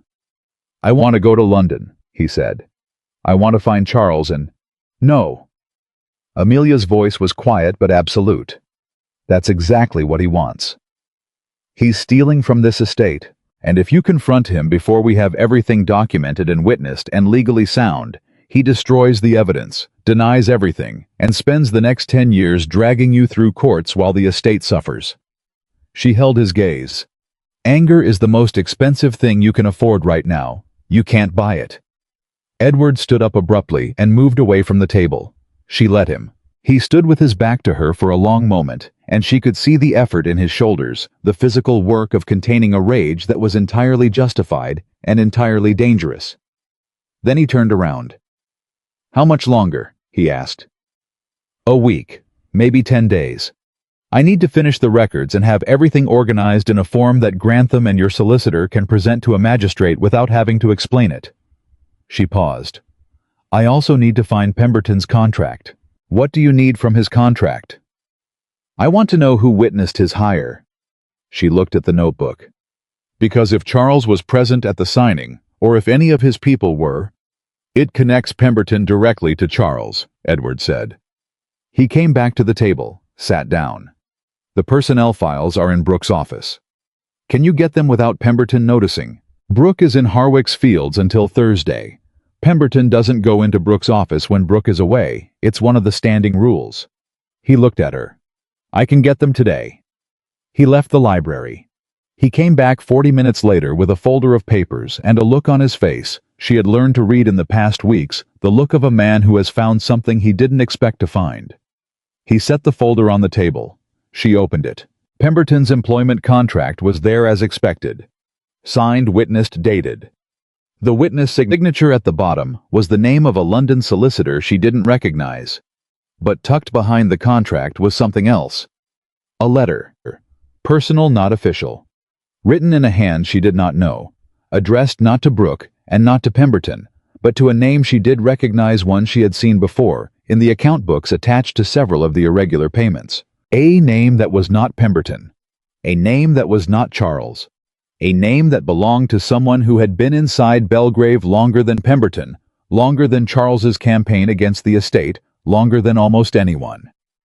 Amelia looked at the name, looked at the dates, looked at Edward. "Read the letter," she said. He took it from her. His face changed as he read. Not the controlled, effortful composure of a man managing his reaction. Something rawer than that. Something that came from somewhere older. He set the letter down. "Brooke," he said. The word fell into the room like something breaking. Amelia said nothing because there was nothing useful to say. Brooke. 12 years on the estate. The man who had managed the accounts and the suppliers and the maintenance logs and the contracts. The man Edward had trusted with the daily running of everything his family had built. The man who had looked him in the eye every week for 7 years, while Edward worked himself to exhaustion, trying to save something that Brooke was simultaneously dismantling. It hadn't been Pemberton running the scheme. Pemberton was just the person who entered the forms. Brooke was the one who designed it. How long? Edward's voice was very quiet. Amelia picked up the letter. Based on the earliest irregular entries in the accounts and cross-referencing with when Charles would have needed someone positioned inside the estate before your father died. She paused. I think it started approximately 8 years ago. 8 years. 1 year before Edward's father died. Edward had been managing the estate with Brooke for 7 years. Brooke had been working against the estate for 8. He had watched Edward's father decline. He had attended the funeral. He had stood beside Edward at the graveside and said he was sorry for his loss and that he would do everything in his power to help Edward carry the estate forward. 8 years. Edward picked up the letter again. Read it a second time. Set it back down. He trusted me, Edward said. Not to Amelia, to no one in particular. The flat, disoriented voice of someone working through a grief that has no proper category. My father trusted him. He's been in this house since I was 23 years old. He was at my father's funeral. I know, Amelia said. He watched me work. He pressed his fingers against his forehead. He watched me replace contractors and renegotiate suppliers and go through every ledger looking for places to cut costs. And he sat across from me in this room and agreed with my analysis and suggested solutions, and the whole time. He was reporting everything to Charles, Amelia said. The word reporting did something to Edward's expression that she hadn't seen before. Not fury. Something past fury. The cold, absolute clarity that comes after you've crossed the threshold of what you thought you could survive and discovered, surprisingly, that you're still standing. He stood up. I need to know everything you have, he said. All of it. Tonight. Edward. I'm not going to confront him. His voice was steady. I understand that we need the legal case. I understand patience. I am telling you that I need to sit in this room with everything you've found, all of it, and understand the full picture before I spend another day managing this estate with a man who has been destroying it. He looked at her. I need to know what I'm actually dealing with. Can you give me that? She looked at him for a moment. Then she opened the notebook to the first page. Sit down, she said. This is going to take a while. They worked until 2 in the morning. Amelia walked him through everything she had documented. Every irregular entry, every inflated contract, every duplicate payment, every missing piece of equipment, every supplier who had a connection to Charles that she had been able to trace through the estate's own correspondence records. She showed him the pattern not as a series of individual errors, but as a single coherent design, because that was what it was. It had been designed. Someone intelligent had built this, and they had built it to be invisible to anyone who was only looking at one piece at a time. She had looked at all the pieces. By the time she finished, Edward had pages of his own notes, and the total figure on the page in front of him was larger than she had initially estimated, closer to £6,000, when she added the equipment sales, which she had been able to cross-reference with dealer records in Newcastle, through a letter she'd sent the previous week, without explaining why she needed the information. £6,000. And counting. Grantham, Edward said. The Edinburgh solicitor. Yes, he needs to see all of this. I'll write to him tonight. Write to your estate solicitor separately. They need to coordinate. And we need someone to secure the account books before Brooke realizes they've been examined. She looked at the stack of ledgers between them. These don't go back to his office. I'll have them moved to my private study. I'll tell him I'm reviewing the quarterly accounts. He looked at her. Will he believe that? He's believed everything else you've done in 7 years, Amelia said. Yes. Edward wrote the letter to Grantham that night, while Amelia organized the documentation into the order a solicitor would need it. They worked in the library side by side, and did not say much because there was not much left to say about the thing in front of them. What they needed now was not more words. What they needed now was precision and speed, and the particular discipline of not doing the natural thing, not picking up the phone, and calling the police, not confronting Brooke at breakfast, not doing anything that felt like the release the situation demanded, and doing the careful, unglamorous work of building a case that could not be challenged. Around midnight, the fire burned low. Amelia reached for the poker without looking up from what she was writing and built the fire back up and then went back to the page. Edward watched her do this. He had a memory, sudden and unexpected, of his mother, sitting in this same room on winter evenings working by lamplight, with that same quality of attention directed entirely at whatever she was doing, completely present, completely engaged the world outside the circle of the lamplight, not relevant for now. He hadn't thought of his mother in this room in years. The memory arrived without warning and sat beside everything else he was feeling. "You know," he said, and then stopped. Amelia looked up. "What?" "Nothing. Never mind." She looked at him for a moment, with the direct assessing gaze that she turned on things she was trying to understand. "Tell me," she said. He looked at the notebook in front of her. "You've done more for this estate in 3 weeks than most people do in 3 years. You came here knowing no one, knowing nothing about it. And you've been—" He paused. "You've been extraordinary. I want you to know that I see it." Amelia was quiet for a moment. She looked back down at her page. "My father used to say that the only difference between a good situation and a bad one is usually the quality of attention someone is paying to it." She kept writing. "Belgrave is a good situation. It just needed someone to pay the right kind of attention." "It needed you specifically," Edward said. She didn't answer that, but her pen stopped moving for just a moment and then started again, and he noticed the pause. 3 days later, the weather broke. It had been cold and overcast since they arrived in Northumberland, the particular grey winter sky that settles over the north of England and commits to staying. On the morning of the 3rd day after their late library session, Amelia woke to the sound of wind, and then underneath it, another sound she couldn't identify immediately. She went to the window. The east wing roof, the section that had been deteriorating for 5 years and patched repeatedly rather than replaced, had partially collapsed overnight. The wind had found the weakness that 5 winters of deferred maintenance had been working toward, and between midnight and 4 in the morning, it had taken approximately 30 feet of roofline and most of the ceiling below it. The east wing was open to the sky, and it had begun to snow. Edward was already there when Amelia came downstairs, standing in the corridor outside the damaged section with Brooke, who was gesturing at the ceiling and speaking in low, urgent tones. 2 of the household staff were with them, and everyone was talking at once about what needed immediate attention and what could wait, and where water damage was already visible. Amelia watched Edward's face. She saw the moment the full weight of it hit him. The 7 years of managing patching, calculating, stretching, every resource to cover every crack, and still not being fast enough, still not having enough, still watching the house his family had built for 400 years take damage he had been trying to prevent.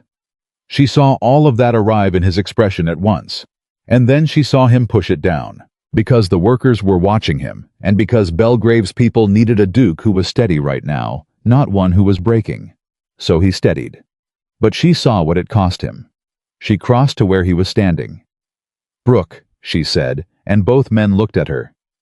"What's the immediate priority?" "Water damage to the floors below. The rooms beneath are already taking water," Brooke said.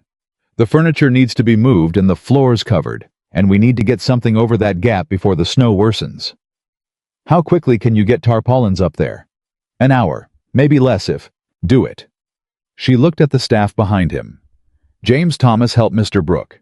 Get everything movable out of the rooms below." She turned to Mrs. Walsh, who had appeared in the corridor. "The furniture needs to go to the West Wing storage. Can you direct that?"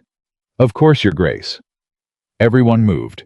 In 45 seconds, a situation that had been chaos had a direction. Brooke looked at her for just a moment before he followed the others, and she saw something flicker in his expression.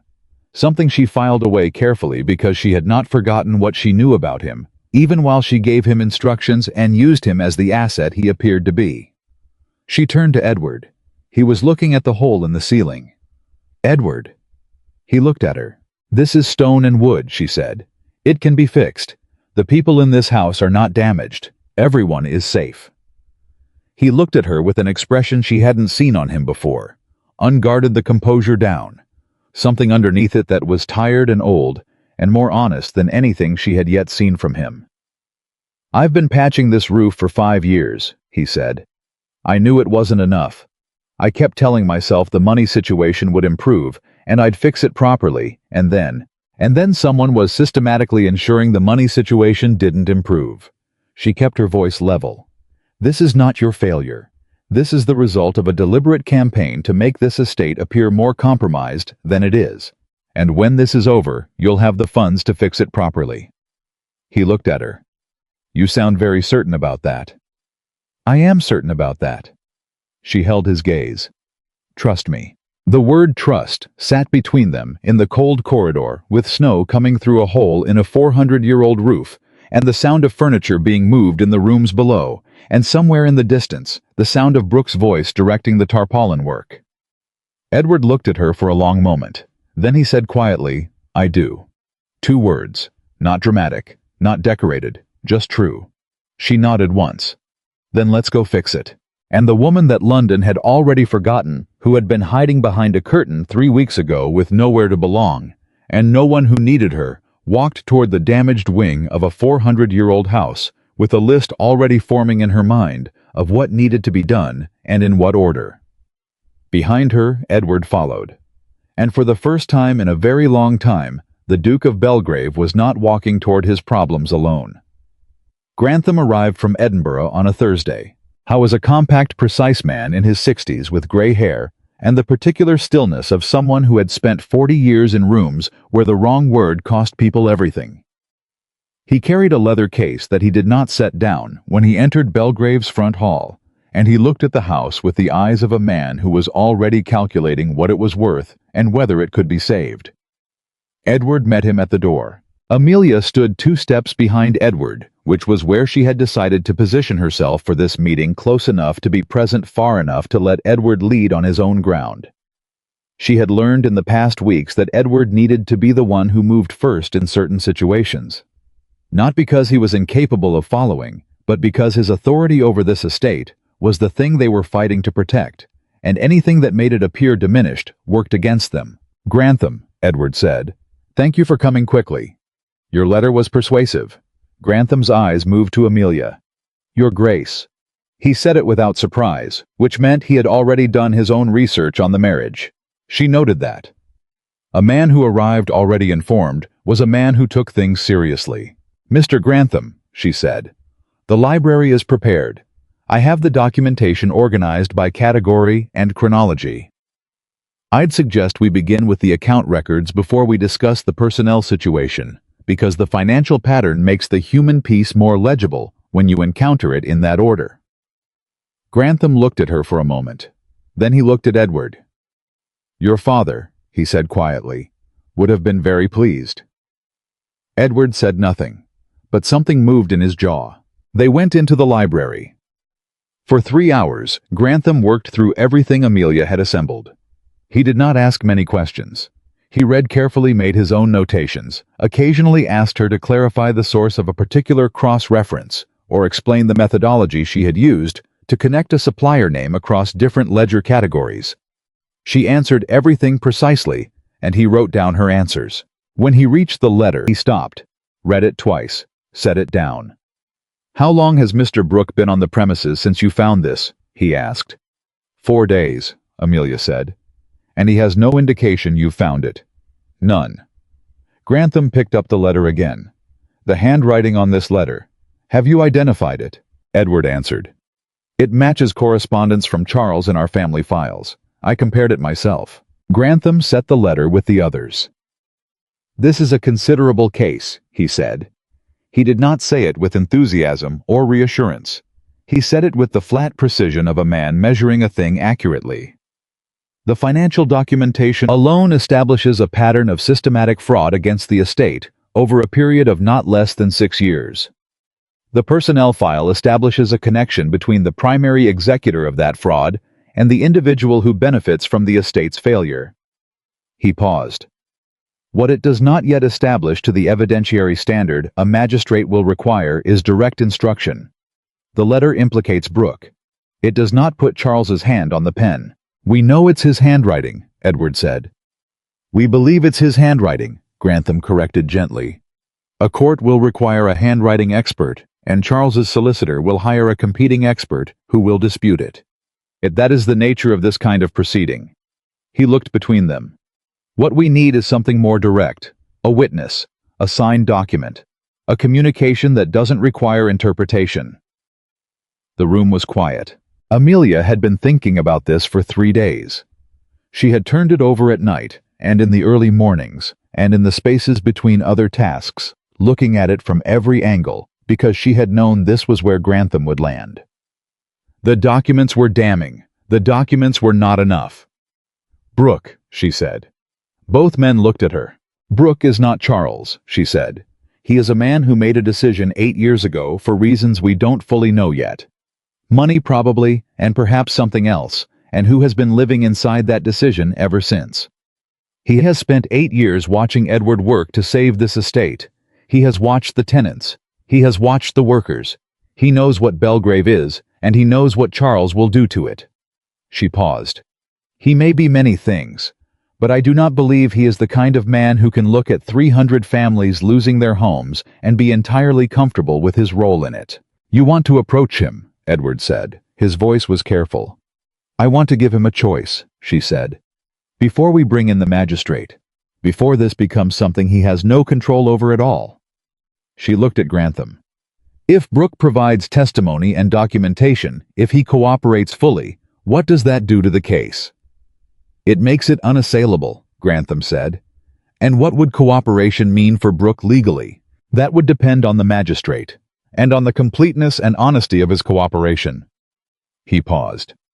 It would not save him from consequences, but it would significantly alter their nature. Amelia looked at Edward.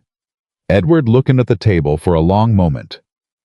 This is your call, Amelia said quietly. He worked for you. He betrayed your father, and then he betrayed you. Whatever you decide about how we proceed, I will support it. Edward was quiet. She waited. She had learned that Edward's silences meant something specific. Not doubt, but the process of bringing himself to a decision he had already begun approaching. He did not speak until he was certain, and she had stopped trying to fill the silence before he reached that point. I want to speak to him myself, Edward said. Alone. Edward, I know the risk. He looked at her. But Brooke has known me since I was 23. If there's any version of this where he cooperates, it will be because I'm the one asking, not because a solicitor explained his legal options. A pause. He owes me the truth, and I think he knows it. Grantham started to say something. Amelia put her hand briefly on the table, not a gesture toward Grantham, but something she was barely aware of, doing a small motion of restraint directed at herself, and then she said, All right? Edward looked at her. All right, he repeated. You know him. I don't. She met his gaze. But I want to be in the next room. Edward called for Brooke that afternoon. He sent the message through Mrs. Walsh, who knew nothing of what was happening, and delivered it with her customary efficiency. He asked Brooke to come to the study at 3 o'clock for a quarterly accounts review, which was ordinary enough that it would not register as unusual. Amelia sat in the small sitting room adjacent to the study, with the connecting door open 2 inches and Grantham's leather case on the table in front of her. She heard Brooke arrive. She heard the door close. Then Edward's voice even and controlled. Sit down, Brooke. We need to talk about the accounts. A pause. Then Brooke's voice careful. Of course, Your Grace. Is there a problem? Yes, Edward said. There is. Another pause. Longer. Then, what kind of problem? The kind that started approximately 8 years ago, before my father died. Edward's voice did not change. No heat in it. No accusation in the tone, just the words themselves falling one after another into the room. The kind that involves duplicate payments to contractors who did work once and were billed for twice. The kind that involves equipment that was sold and listed as stored. The kind that involves a letter in your personnel file that connects you to my cousin in a way that I think you knew would eventually be found. Silence. The longest silence Amelia had yet sat inside. She did not move. Then she heard something she had not expected. Not a denial. Not the performance of outrage. A sound that it took her a moment to identify because it was so completely outside what she had prepared herself for. Brooke was crying. Not loudly. Not dramatically. The quiet, suppressed sound of a man who has been carrying something for a very long time and has just been told he can set it down. Except setting it down means everything falls. She heard Edward say very quietly, "Tell me." And Brooke told him. It took an hour. Amelia sat in the next room and listened to every word, and what she heard was more complicated than she had expected, because what she had expected was greed. What she heard was something more human and therefore more devastating. 8 years ago, Brooke's wife had been ill. Seriously ill, the kind of illness that required treatment in London and prolonged care and money that an estate manager's salary did not cover. Charles had approached him not with threats. Brooke said not at first, just with an offer. Just with money. Just enough to cover the bills, he said. Just a temporary arrangement. Just some information about the estate's finances, he said, which Brooke provided because he told himself it was only information. It was not harming anyone. It was buying his wife another 6 months. His wife had died anyway. 2 years into the arrangement. And by then, Brooke had provided enough that Charles owned him completely, and the choice of stopping had stopped being a choice. I told myself it wasn't enough to actually damage the estate, Brooke said. His voice was wrecked. That it was small amounts, that the estate could absorb it, that your father would never... He stopped. And then your father died and came, and I watched you work, and I kept telling myself I would find a way to stop. That I would tell you. That I would... Another stop. I couldn't. Every time I thought I would, I thought about what it would mean, what you would think, what it would do. Edward did not speak for a moment. Then, it would have been worse to keep going. I know. You know that now. I knew it then too. Brooke's voice was barely above a whisper. Knowing doesn't always move a person to act. I'm sorry for that. I know sorry means very little. It means something, Edward said. It's not enough, but it means something. Amelia heard a chair move, heard Edward stand. I'm going to tell you what happens next, Edward said. My solicitor is here from Edinburgh. You are going to speak with him, and you are going to tell him everything you have told me, and everything else you know. Every communication from Charles. Every instruction. Every piece of documentation you have or know the location of. All of it. In exchange for full cooperation, Mr. Grantham will advocate for the most lenient possible outcome in the legal proceedings. I cannot promise you what that means. But I can promise you that if you give us everything you give yourself, the best chance available. A pause. And if I don't, then I present what I have to the magistrate without your testimony, and you face whatever comes from that without having offered anything in your own defense. Edward's voice was still even, still controlled. But I think you've been waiting for someone to give you a reason to stop, Brooke. I think you've been waiting for a long time. A pause. This is the reason. Amelia heard the sound of a man making a decision. Then Brooke said, All right. Grantham spent 4 hours with Brooke that evening. Amelia did not listen to that conversation. She sat with Edward in the library, and they did not talk much because there was not much useful to say, and they both understood that the most important thing happening in the house right now was happening without them. Edward sat with his hands flat on the table, looking at nothing. You knew he'd say yes, Amelia said. I hoped. You knew. She looked at him. You understand people better than you think you do. He glanced at her. You make it sound simple. Knowing what motivates people is not simple. Most people never figure it out. She paused. Your father had it. It's why the condition in the will worked. He knew that what you needed wasn't just a wife. He knew you needed someone willing to stand inside the mess with you instead of looking at it from a comfortable distance. Edward was quiet. I've been thinking about what you said, he told her. About why you said yes. That I told you the truth. Yes. I want to return the favor. He looked at her directly. I did not expect this. I expected I don't know what I expected. A business arrangement. A practical solution to a legal problem. I expected to be grateful and to be respectful and to honor everything I agreed to, and I intended to do all of those things. He paused. I did not expect to find myself at a library table at 2 in the morning feeling less alone than I have felt in 7 years. Amelia looked at him. She did not immediately respond because the thing he had said was real and large, and she treated real and large things with the seriousness they deserved. That's a significant thing to say, she said finally. I know. It changes the nature of what we are to each other.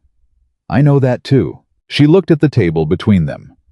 I came here because you told me the truth, and because 300 families needed someone to pay attention, and because I had nothing left in London worth staying for. Those were the reasons I said yes. She looked up. They are not the reasons I'm still here. Edward held her gaze. Why are you still here? Because this place matters, she said. Because the people in it matter. Because, she stopped, started again. Because I came here expecting to be useful, and I found something I didn't expect to find either. A pause. I found somewhere I wanted to be. The fire crackled. Neither of them said anything else, but something settled between them in that silence. Not an agreement exactly, not the kind of thing you could write in a notebook, but something that had the weight and permanence of a thing that had been true for a while and had simply not yet been spoken. By the following morning, Grantham had what he needed. Brooke had given him everything. Not just the confirmation of the scheme's existence, but the documentation of it, copies of communications with Charles that Brooke had kept not out of disloyalty to Charles, but out of the self-preserving instinct of a man who understood that the only leverage an accessory has is what he can prove. Letters in Charles's own hand. A ledger Brooke had maintained separately, recording what had been extracted and where it went. Names of intermediaries. Dates of meetings. Grantham laid it out for Edward and Amelia the next morning, with the quiet precision of a man presenting an architectural drawing. This is sufficient, he said. More than sufficient. A magistrate will have no choice but to issue the fraud order. The question now is timing. How quickly can it be done? Edward asked. The order itself can be filed within the week. Charles will be notified. He will almost certainly attempt to move assets and destroy documentation the moment he receives notice. Grantham looked at Edward. We need to file before he has any indication this is coming. He has no indication, Amelia said. Gerald's visit was 5 weeks ago. There has been nothing since then. Then we file immediately. Grantham closed his case. I'll travel to Newcastle today. The regional magistrate is someone I know well. By the end of the week, Charles Whitmore will receive a legal notice that should adjust his plans considerably. He left within the hour. The week that followed was the strangest of Amelia's life. Everything continued normally on the surface, or as normally as anything at Belgrave could continue, with a section of the East Wing still under repair, and the household quietly reorganizing around Brooke's absence, which Edward had managed by telling the staff simply that Brooke was unwell and matters were being handled. Mrs. Walsh had accepted this with a carefully neutral expression that suggested she knew more than she was saying, which was probably true. But she ran the household with her customary efficiency and said nothing further. Amelia continued working. There was still plenty to do. The East Wing damage had to be managed, the new drainage contractor needed supervision, the tenant contracts that had been overpriced needed reviewing. She moved through the days with the particular focus of a woman who has learned that the surest way through a difficult period is to keep moving, keep paying attention, keep doing the next useful thing. But she was aware quietly, continuously, of a shift in the air of the house. Something between her and Edward had changed. It was not dramatic, there was no particular moment. But he looked at her differently, spoke to her differently. Not with less formality exactly, but with a different quality of attention, the way you look at someone when you have stopped editing what you allow yourself to notice about them. She noticed it, and she let it exist without naming it, because she was a practical woman, and the legal situation had not yet resolved, and she had learned long ago that the most dangerous thing you can do with something you value is to handle it carelessly before it's fully formed. But she noticed. On the 5th day, Charles arrived, not with a solicitor, not with warning. He arrived in the early afternoon in his own carriage with 2 men she didn't recognize, and he came through the front door of Belgrave with the specific energy of someone who has received very bad news and has decided the correct response is to go directly at the problem. Mrs. Walsh came to find Amelia, who was in the library. "Mr. Charles Whitmore is in the entrance hall," Mrs. Walsh said. Her voice was perfectly composed. "He is asking for his grace." "Where is his grace?" "In the North Fields, a fence repair." Amelia closed her notebook. "Tell Mr. Whitmore that the Duke is not available and that he is welcome to wait in the blue sitting room." She stood. "Tell him I will be with him shortly." Mrs. Walsh looked at her with an expression that contained. Amelia thought the beginnings of something that might eventually become genuine respect. "Of course, Your Grace." Amelia did not go to the sitting room immediately. She went to the small study first and unlocked the desk drawer and took out the copy of Grantham's initial legal summary that she had kept there for exactly this kind of moment. She looked at it for a moment, not to review its contents, which she had memorized, but to confirm that holding it made her feel what she needed to feel. It did. She went to the sitting room. Charles Whitmore was standing near the window when she entered. He was taller than Edward and lighter in coloring, with the kind of face that arranged itself naturally into expressions of charm and reasonableness. He turned when she came in and gave her the smile of a man who was performing goodwill. "Your Grace," he said. "What a pleasure to finally meet you properly. I'm Charles, Edward's cousin." "I know who you are," Amelia said. She sat down, which had the effect of making his continued standing slightly awkward. "Please sit, Mr. Whitmore." He sat. "I was hoping to see Edward," he said pleasantly. "I understand he's occupied." "He is. You may speak with me." Something shifted in Charles's eyes, barely visible, gone almost immediately, but she caught it. The slight recalibration of a man who had arrived expecting one kind of meeting and was now in a different kind entirely. "I've received some rather alarming communication from a solicitor in Edinburgh," he said. "A Mr. Grantham. I believe he works for the estate." "He does." The communication suggested some concerns about estate accounts, about some former arrangement that has apparently been mischaracterized. He spread his hands in a gesture of reasonable confusion. "I wanted to speak to Edward directly, as family, to clear up any misunderstanding before this becomes something unpleasant." "It is already something unpleasant," Amelia said, "and it is not a misunderstanding." Charles looked at her. She looked back. The performance of reasonable confusion was very good, she thought. He had clearly practiced it. But she had spent the past 5 weeks reading every communication the man had generated in relation to this estate, and she knew him in the way. You know someone when you have studied their patterns without their knowledge completely, and without the distortions that personal familiarity creates. "Mr. Whitmore," she said, "we have the accounts, we have the communications, we have the testimony of the individual you used to execute the scheme who has cooperated fully with the legal proceedings. We have your correspondence with that individual in your handwriting providing specific instructions." She paused. "We have everything." Charles was very still. "I don't know what you've been told. I know what you've done," she said. "I documented it. Every payment, every duplicate invoice, every inflated contract, every piece of equipment sold while being listed as stored. £6,000 over 6 years extracted from an estate you were simultaneously positioning yourself to inherit by ensuring it appeared to be failing." She looked at him steadily. "The magistrate's order has been filed. This conversation will not change that." Charles's face had changed. The charm was still technically present. The muscles were still arranged correctly, but the life had gone out of it. What remained was the face underneath, which was harder and colder and considerably more honest. "You've been busy," he said. "I have." "You've been here, what, 5 weeks, 6? "Yes." "And in 5 weeks you found all of this?" "The records were thorough," she said. "It required attention rather than cleverness." He leaned forward slightly. "What does Edward want a settlement we can discuss?" "Edward wants the estate protected. He wants the tenants and workers and 300 families who depend on Belgrave to have the security they are owed." She looked at him. He wants what his father wanted, and what his grandfather wanted, and what every person who has ever genuinely cared about this place has wanted. None of that requires a settlement with you. The legal proceedings will determine what you owe. You're making a mistake, Charles said. His voice had gone quiet. Quiet in the way that was meant to suggest danger. You don't know who you're dealing with. I know exactly who I'm dealing with, Amelia said. I've been reading your letters for 5 weeks. She stood up. He stood up too quickly with the instinct of a man who did not like being at a physical disadvantage. This isn't finished, he said. It will be, she said. And when it is, you should consider carefully what you do next, because the case Grantham has built is sufficient to pursue criminal fraud charges, not only civil recovery.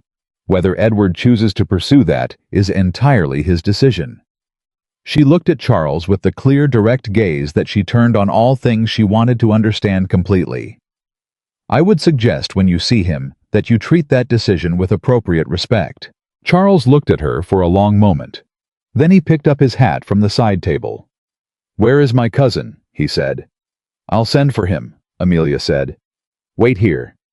She walked out into the corridor and sent a footman to the North Fields. Then she leaned against the wall outside the sitting room and let herself breathe just for a moment, because she was a human being and she had just done something very difficult and her hands were not entirely steady. They steadied by the time Edward arrived. He came in from the fields, still in his working clothes, which she had not had time to mention to him, and he walked past her in the corridor, and she said very quietly, He's in the sitting room. He knows we have everything. He came to negotiate. A pause. Don't. Edward looked at her. Don't negotiate. I wasn't planning to. He went into the sitting room.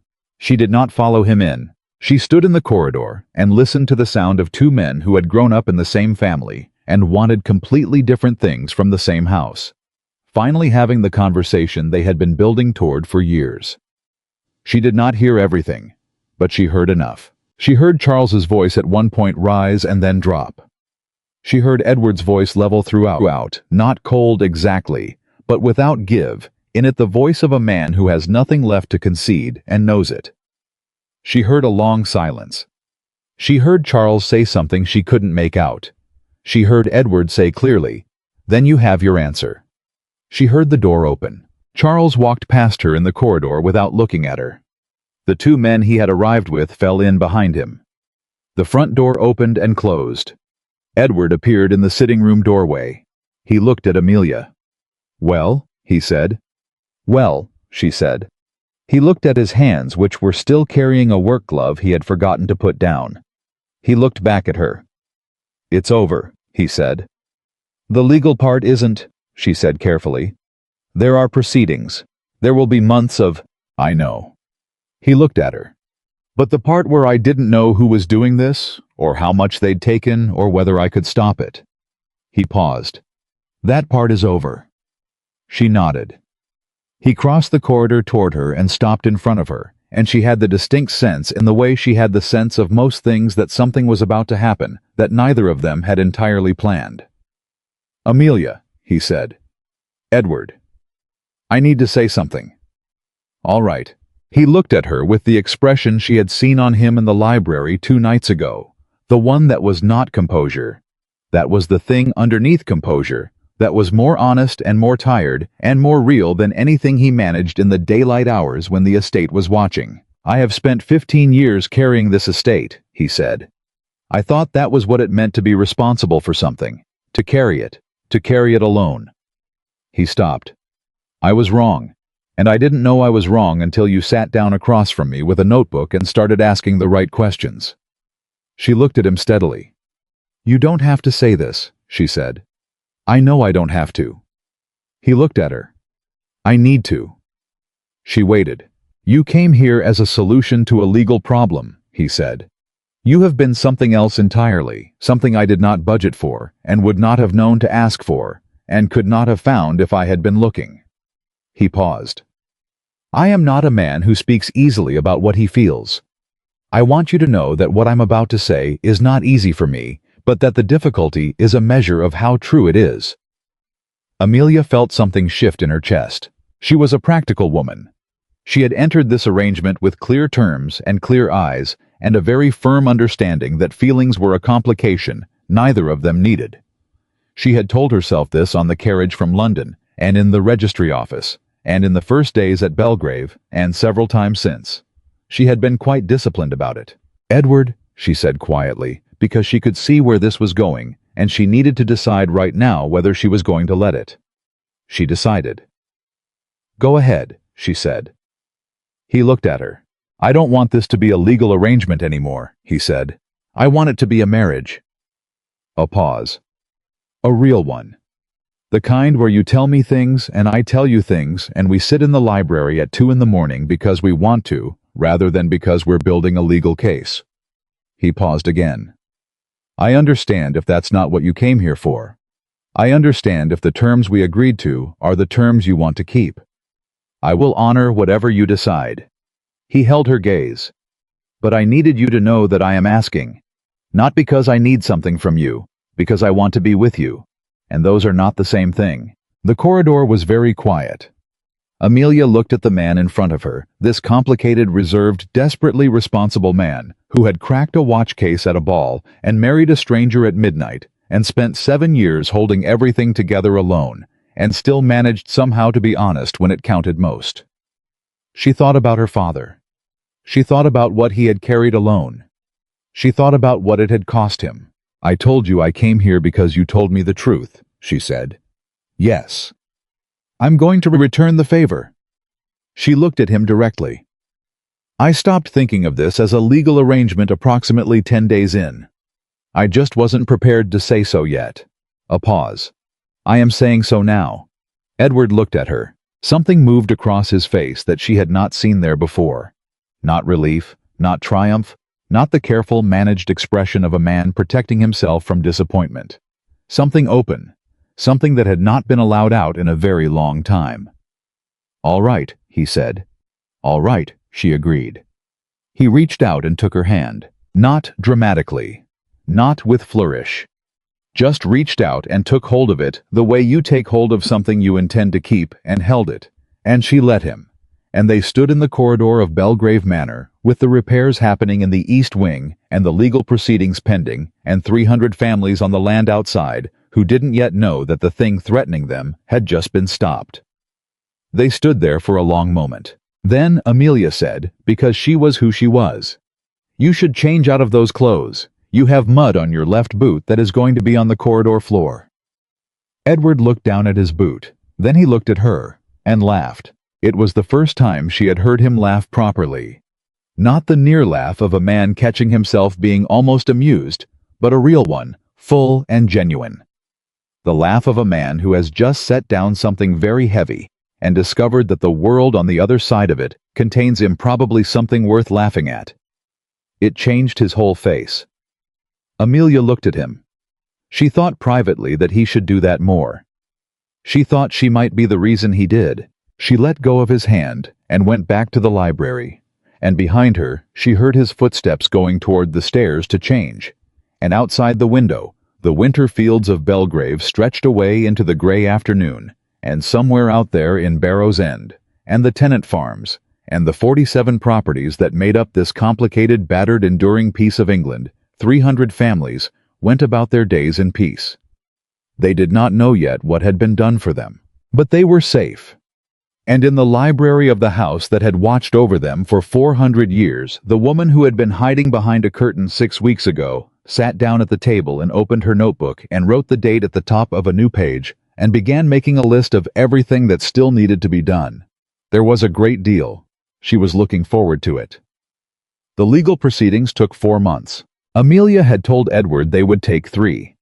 She had been wrong by 1 month, which she noted in her notebook with the same precision she applied to everything else, and accepted as a data point for future reference.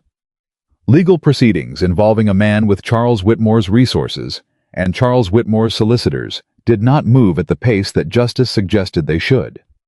They moved at the pace that money and obstruction allowed, and Charles had spent the first 2 months throwing both at the problem in the hope that something would stick. Nothing stuck. The case Grantham presented to the magistrate was the kind of case that does not have gaps. Amelia had made certain of that. Every claim was documented, cross-referenced, and supported by at least 2 independent sources. Brooks' testimony was complete and consistent and corroborated by the physical records in ways that made it impossible to dismiss as the self-serving account of a man seeking leniency. The handwriting analysis of Charles's letters conducted by an expert, Grantham sourced from Edinburgh University, was unambiguous. The paper trail connecting Charles to every significant element of the fraud was not a trail at all.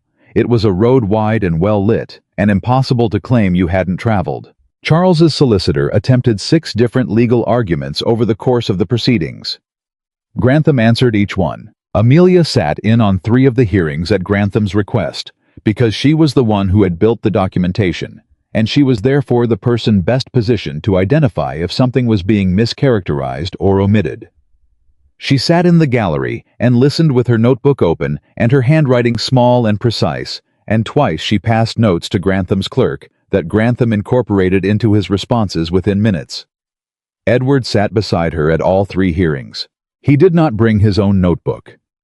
He watched the proceedings with the concentrated stillness of a man who has learned to be patient with processes he cannot accelerate, and between sessions. He asked Amelia questions that were always the right questions.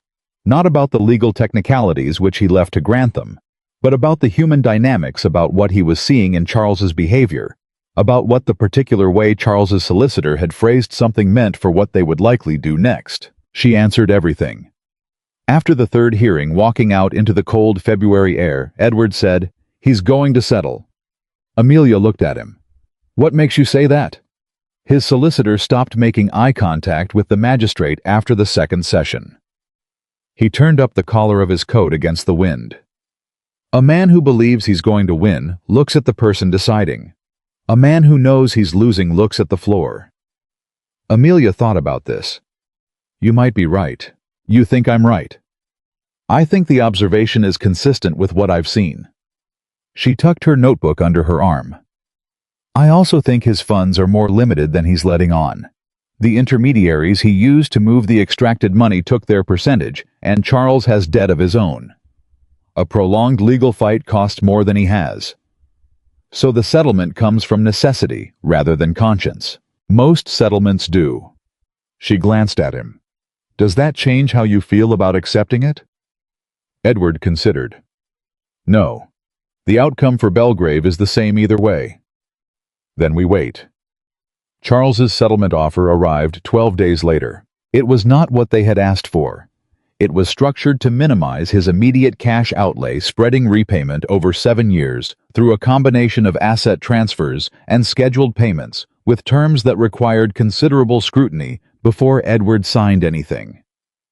Grantham went through the document line by line with the methodical suspicion of a man who had learned never to accept the first version of any proposal written by an opposing solicitor. He found 4 clauses that required renegotiation. Amelia found 2 more. The final agreement took 3 additional weeks to reach. When Edward signed it sitting at the library table at Belgrave on a gray March morning, with Grantham across from him and Amelia beside him, he signed without ceremony and without any visible emotion, and then he set the pen down and sat quietly for a moment. Grantham gathered the documents. "That concludes the formal proceedings," he said. He looked at Edward with the expression of a man who had dealt in legal matters his entire life and had developed a genuine feeling for this one specifically. "Your father would have been satisfied with this outcome, Your Grace." "My father would have prevented the situation entirely," Edward said. "Perhaps, but he would have been satisfied with how you handled it." Grantham closed his case. "Both of you." He left. Amelia and Edward sat alone in the library. Outside, the Northumberland landscape was doing what it did in early March, not quite winter anymore, but not trusting spring, the fields carrying the memory of snow, while the first suggestion of green pushed up at the edges of things. "It's done," Edward said. "The fraud case is done," Amelia said. "The estate work is not." He looked at her sideways. "I was allowing myself 30 seconds of completion before you reminded me of that." 28 seconds, she said. "We need to talk about the East Wing Roof Contractor's revised timeline." He made a sound that was not quite a laugh, but was adjacent to one. Then he leaned back in his chair and looked at the ceiling. The library ceiling intact, solid 400 years old, and holding, and she watched him let himself have the 30 seconds. She gave him 45. Then she opened her notebook. What followed was not the dramatic transformation of a great estate in the space of a season. It was not a fairy tale renovation where money appeared and problems dissolved, and everyone who had suffered received immediate remedy. What followed was work. The same careful, methodical, unglamorous work that Amelia had been doing since she arrived applied now to a situation that was finally moving in the right direction. The drainage project began in April with the new contractor, the middle estimate Amelia had selected, who turned out to be exactly what his quote suggested: honest, competent, and realistic about timelines. He finished 2 weeks late and 6% over budget, both of which Amelia had privately anticipated and built into her projections without telling anyone, because she had learned that people managed minor overruns better when they were not expecting them. The east wing roof was replaced in May. It took 3 weeks and cost what the honest estimate said it would cost, which was still a significant sum, but was a third less than it would have cost under the original contractor Charles had recommended. When the scaffolding came down and the roof was whole again, Edward stood in the corridor beneath it and pressed his hand flat against the ceiling, the same way he had pressed his hand against the library bookshelf on the first night Amelia had known him, as though he needed to feel the solidity of it. She was standing behind him when he did it. He didn't know she was there. She watched him stand there with his hand on the ceiling of his house, feeling it whole again, and she understood exactly what that moment was for him, and she did not interrupt it. She turned quietly and went back to what she was doing. The tenant contracts were revised over the course of the summer, not in ways that hurt the tenants, but in ways that accurately reflected the value of what they held and aligned their rents with the actual market, rather than with the artificially suppressed rates that had been part of Charles's design to make the estate appear less productive than it was. Amelia handled most of the negotiations herself with Brooks' replacement, a young man named Carver, who had come recommended by Grantham and who had the useful quality of being both competent and genuinely enthusiastic about agricultural management. 3 of the tenants asked to meet the new Duchess directly before signing. She met with each of them. Those were interesting conversations. Not difficult. The tenants were reasonable people who understood that the estate needed to be financially sound in order to remain a place worth living on, but honest in the way that conversations with people whose livelihoods are under discussion tend to be honest. One of them, a farmer named Harwick, who had been on the North Field for 22 years, sat across from Amelia at his kitchen table and told her plainly that he had watched 3 different managers come through Belgrave in his time there, and that what he wanted to know before he signed anything was whether she was staying. Amelia had looked at him and said yes. No qualification, no explanation, just yes. Harwick had nodded and signed. By August, the estate was running at a surplus for the first time in 6 years. Not a large surplus. Not the kind of number that would make anyone feel comfortable about the future in a single glance, but a genuine surplus income exceeding expenditure by a margin that, if maintained, would fund the remaining repairs within 2 years and begin building the kind of reserve that made an estate resilient rather than perpetually vulnerable. Edward showed Amelia the August accounts on a Tuesday evening. She looked at the figure at the bottom of the page. She looked at it again. Then she put the ledger down on the table very carefully, the way you put something down when your hands are not entirely steady. "Well," she said. "Well," he agreed. She stood up and walked to the window and stood there for a moment with her back to him, which she almost never did. She was not a person who needed to hide her reactions from rooms as a general rule, and when she turned around, her eyes were bright in a way that she made no attempt to explain or apologize for. "Your father was right," she said, "about all of it." Edward looked at her from across the room. "He usually was," he said. She came back to the table and sat down. They looked at the number together. And in that moment, in that quiet Tuesday evening in the library of a house that had been fighting to survive for 6 years, something completed itself. Not dramatically, not with the weight of a grand conclusion, but with the particular quiet satisfaction of a thing that has been built carefully and has finally become what it was meant to be. The letter from Amelia's mother arrived the following week. Her mother had been writing regularly since Amelia's marriage letters that navigated the careful middle ground between a woman who was relieved her daughter was settled and a woman who was not entirely certain what to make of the manner in which settling had occurred. The letters were warm and slightly bewildered and full of questions about Belgrave that suggested her mother had been asking around about it in Bath's social circles, which Amelia found both predictable and endearing. This letter was different. Amelia read it at the breakfast table, which was where she read her correspondence. A habit Edward had stopped commenting on after the first week, when he understood it was simply how she operated. She read it once quickly and then set it down and picked up her tea. Edward looked at her from across the table. Something wrong? My mother is coming to visit. A pause. When? 3 weeks. Another pause. How long is she planning to stay? Amelia looked at the letter. She doesn't specify. She never does. She believes open-ended visits allow for natural conclusions rather than artificially imposed ones. What does that mean in practice? It means she'll stay until she's satisfied she understands the situation, and then she'll leave. Amelia set the letter down. She's not difficult. She's simply thorough. She wants to see where I am and whether I'm all right. That's reasonable. Of course it is. Edward paused. Does she know the full situation, the marriage arrangement? Amelia looked at him. She knows we married quickly and that it was unconventional. She doesn't know the specific terms we negotiated, if that's what you're asking. What will you tell her if she asks? The truth. Amelia picked up her tea again. That we made an unusual agreement under unusual circumstances, and that it has become something neither of us anticipated. She looked at him over the rim of her cup. That's accurate, isn't it? Completely, Edward said. Margaret Carter arrived on a Thursday afternoon in September, which turned out to be a warm afternoon, the last warm one before autumn committed to itself, and she stepped out of the carriage and looked at Belgrave Manor with the expression of a woman who had been constructing a picture of it in her imagination for months, and was now discovering that the reality was both larger and more complicated than the picture. She was 61 years old, small and precise in her movements with Amelia's eyes, and a posture that suggested she had also spent her life paying attention to things which explained a great deal about Amelia. She looked at the house. Then she looked at Edward, who had come out to meet her along with Amelia.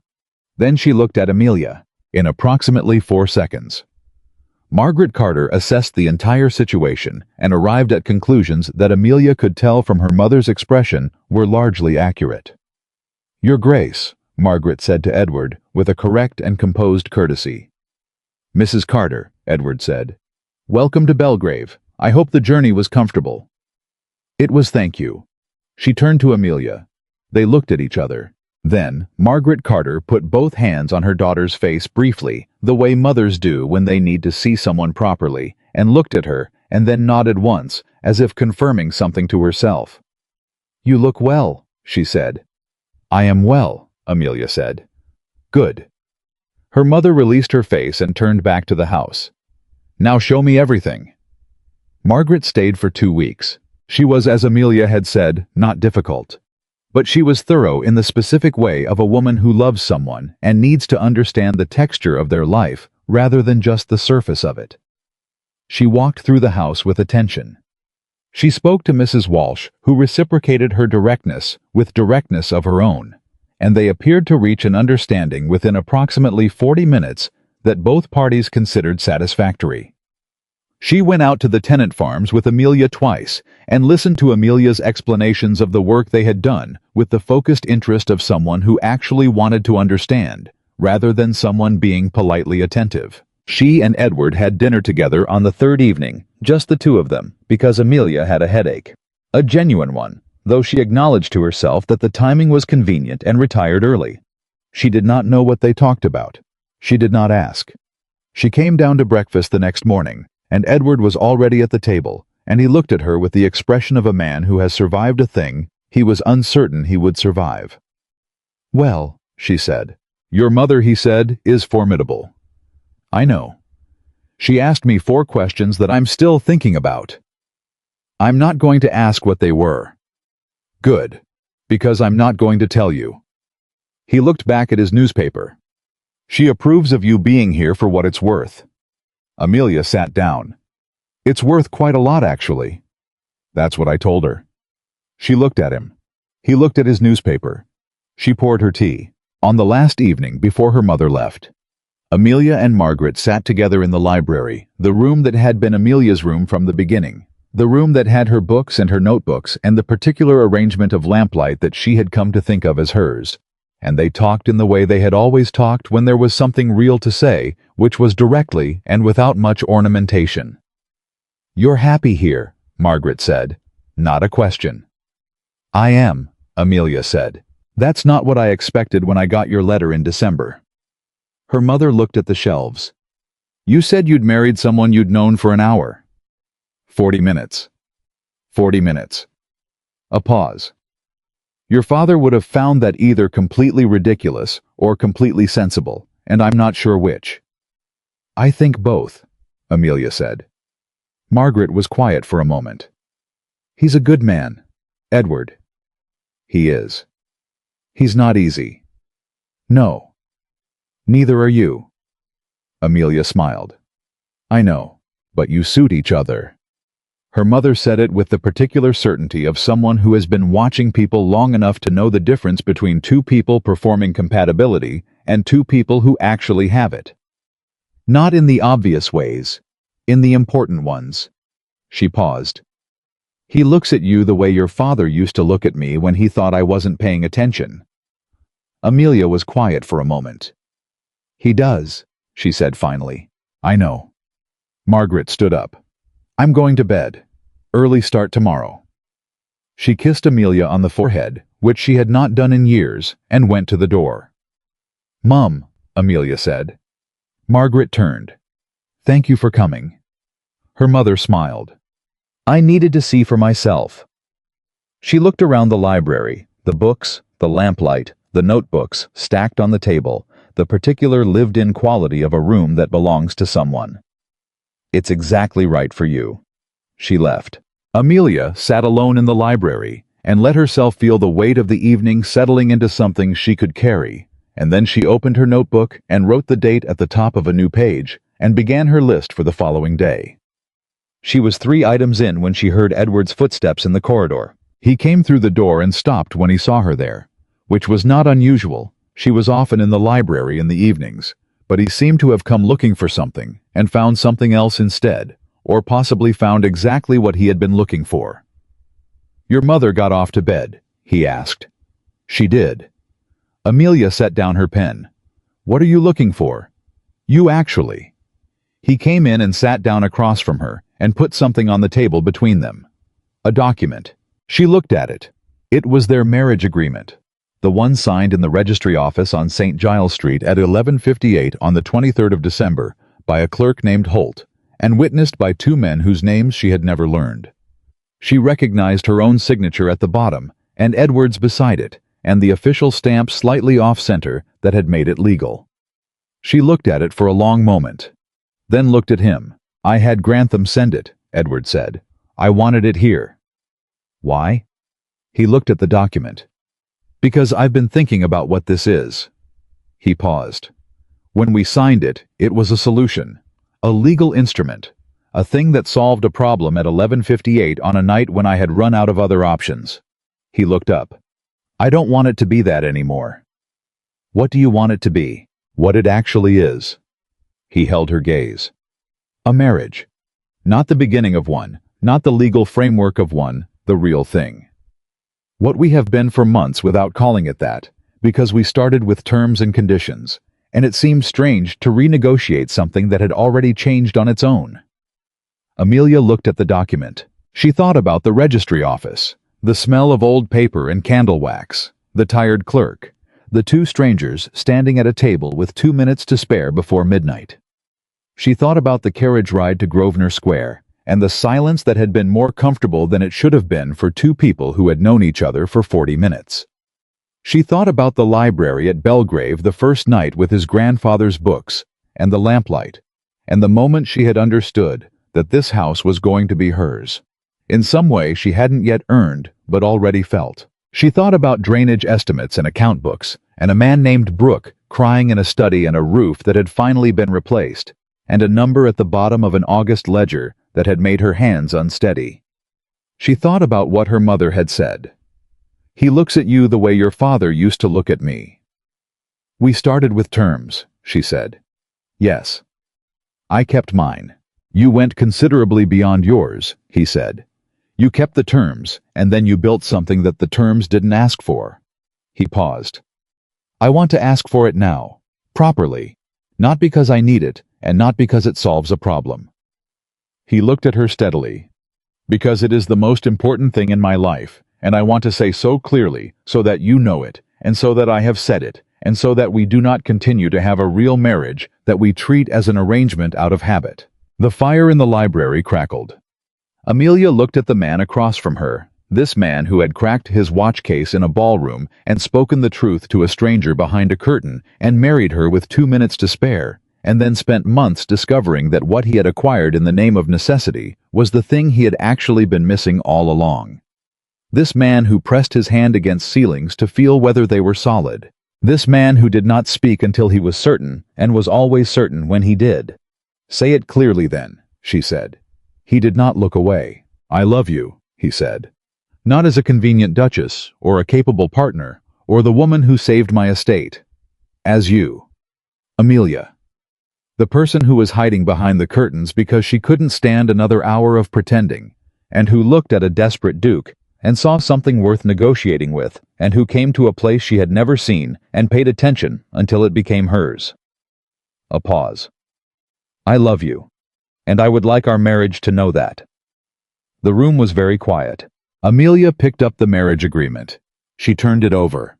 On the blank back of the document, in the careful, precise handwriting that Edward had been reading for 9 months, she wrote 4 words. She turned it back to face him. He read it. "I love you too." He looked up at her. She looked back. "Well," she said. "Well," he said. Neither of them said anything else for a long time. They didn't need to. The months that followed were different, not in the external, visible way. The work of Belgrave continued as it always had. The accounts, the farms, the tenants, the steady ongoing business of a living estate. Carver continued to grow into his role, and Mrs. Walsh continued to run the household, and the repaired East Wing began to feel like part of the house again, rather than a wound. The drainage system, completed in October, transformed 3 of the North Fields by spring, in ways that Brooke, wherever he was, had probably never believed they would see. The difference was internal. It was the difference between 2 people who live in the same house and 2 people who share a life. It was the difference between working beside someone and working with someone.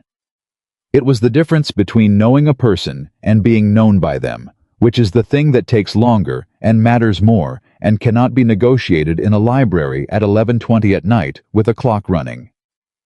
Edward stopped working until 2 in the morning, not because the work stopped requiring it, but because he had learned slowly through direct evidence rather than theory that a problem left until morning was rarely worse for having waited and was often more clearly a problem when viewed by a rested mind. He had learned this from watching Amelia close her notebook at a certain hour and stand up without drama, and simply stop with the discipline of a woman who understood that sustained effort required, sustained maintenance, and that a person who burned down to nothing was not useful to anyone. He started closing his own notebook at that hour. Amelia noticed. She said nothing. But one evening she set 2 cups of tea on the library table at the precise moment he was closing his notebook, and she sat down with her own tea and a book she was reading for pleasure, something she now did regularly in the evenings, which had struck him early on as an extraordinary luxury, and now struck him as simply correct. And they sat in the library together in the kind of comfortable quiet that belongs only to people who have stopped needing to fill their silences. That evening he thought about the night they had met. He had pulled aside a curtain, expecting to find a servant or a curious child. He had found a woman who looked directly into his eyes without performing anything, and told him plainly that she was hiding from a terrible evening and hadn't seemed embarrassed about it in the least. He had been desperate and exhausted, and 3 months past the last moment at which the situation could reasonably be called manageable, and she had looked at him and asked what he needed, and then negotiated for a private library. A private library. He looked at the room around him, the shelves his grandfather had filled, the lamps Amelia had rearranged to her preference, the table covered in a rotating combination of her notebooks and his estate papers, and the books she read for pleasure, and the correspondence she handled, and the occasional cup of tea going cold at her elbow because she had forgotten it. The room belonged to both of them now. Everything did. In the spring, a letter arrived from Gerald Whitmore. Gerald, who had come to Belgrave in January, bringing Charles's veiled threats, and had left with something considerably less comfortable than what he'd arrived with, had spent the intervening months at a distance. The letter was brief, formally worded, and carried the particular tone of a man choosing his words with great care. He wrote that Charles had accepted the settlement terms in full. He wrote that Charles had withdrawn entirely from any claim or interest in Belgrave and its associated properties. He wrote, and this was the sentence that Amelia read twice, that Charles had left England for the continent, where he planned to remain indefinitely. Indefinitely. Edward read the letter. He set it on the table. He did not say anything for a moment. Then, "That's it." "That's it," Amelia confirmed. He looked at the letter. "9 months ago," he said. "9 months ago I was standing in a ballroom in London at 11:15 at night, believing I was going to lose everything my family had built." He paused. "I pulled aside a curtain." Amelia looked at him. "And found a woman hiding from a terrible evening. And found the most important person I have ever met." He met her gaze. "Who negotiated for a library." "The library was non-negotiable," she said. "I know that now." She smiled. He reached across the table and took her hand, the same gesture as the corridor in December, the same uncomplicated directness of a man who had decided to stop editing what he allowed himself to reach for. "I want to do something," he said. She looked at him. "I want to walk through Barrow's End, the village. I want to go out to the farms and actually see the people whose names I know from ledgers and tenant records. Not to manage anything, just to see it." He paused. "With you." She looked at him for a moment. "When? Today, this morning." She closed the notebook. They walked through Barrow's End on a morning in April, when the village was doing what it did in spring, alive, purposeful, the particular busyness of a community that has come through winter intact and is now getting on with being itself. People moved through the street with the unhurried confidence of people who feel secure in the place they are. Children ran ahead of parents. A woman called something across the street to another woman who laughed in response. Nobody paid extraordinary attention to the Duke and Duchess of Belgrave walking through. They were simply there. Edward had spent 15 years managing this place from ledgers and reports and the careful distance that authority requires. He had known the names of the problems better than the names of the people. He had understood the estate as a system which was necessary because a system was what it was, but had sometimes lost track of the living reality underneath the system. He saw it now. He saw it because Amelia had been seeing it all along and had never let him forget that the numbers in the account books represented something that breathed. Harwick came out of his farmhouse when they passed his gate and leaned on the fence post and looked at them with the measuring look of a man who judges by evidence rather than reputation. "The drainage is working," he said. Not to Edward, to Amelia. "I know," she said. "How's the East Field coming?" "Better than the last 3 years combined." He looked at the field for a moment. "Whatever you did with those contracts, it showed in the spring planting." "We renegotiated the seed grain supplier," Amelia said. "You should see it again next season." Harwick nodded. Then he looked at Edward with the same measuring expression. "Your wife," he said, "knows what she's about." "She does," Edward said. Harwick nodded once, which from a man of his type was approximately equivalent to a standing ovation, and went back to his gate. They walked on. At the far end of the village, where the road curved toward the north fields, they stopped. The landscape spread out in front of them, the fields, the farms, the far distant line of stone walls that had marked the edge of Belgrave land for 2 centuries. In the morning light, with spring just fully arrived, it had the quality of something that had survived because it deserved to, because people had fought for it, because someone had paid attention. Edward looked at all of it. "My grandfather built this," he said, not to Amelia specifically, just aloud to the morning. "My father maintained it. I nearly lost it. He paused. We saved it. He felt Amelia's hand find his. Not a dramatic gesture. Not a demonstration. Just her hand warm and certain the way she was warm and certain the way she had been from the moment she stepped out from behind a velvet curtain and looked at him without performance. We saved it, she agreed. They stood there together for a long moment.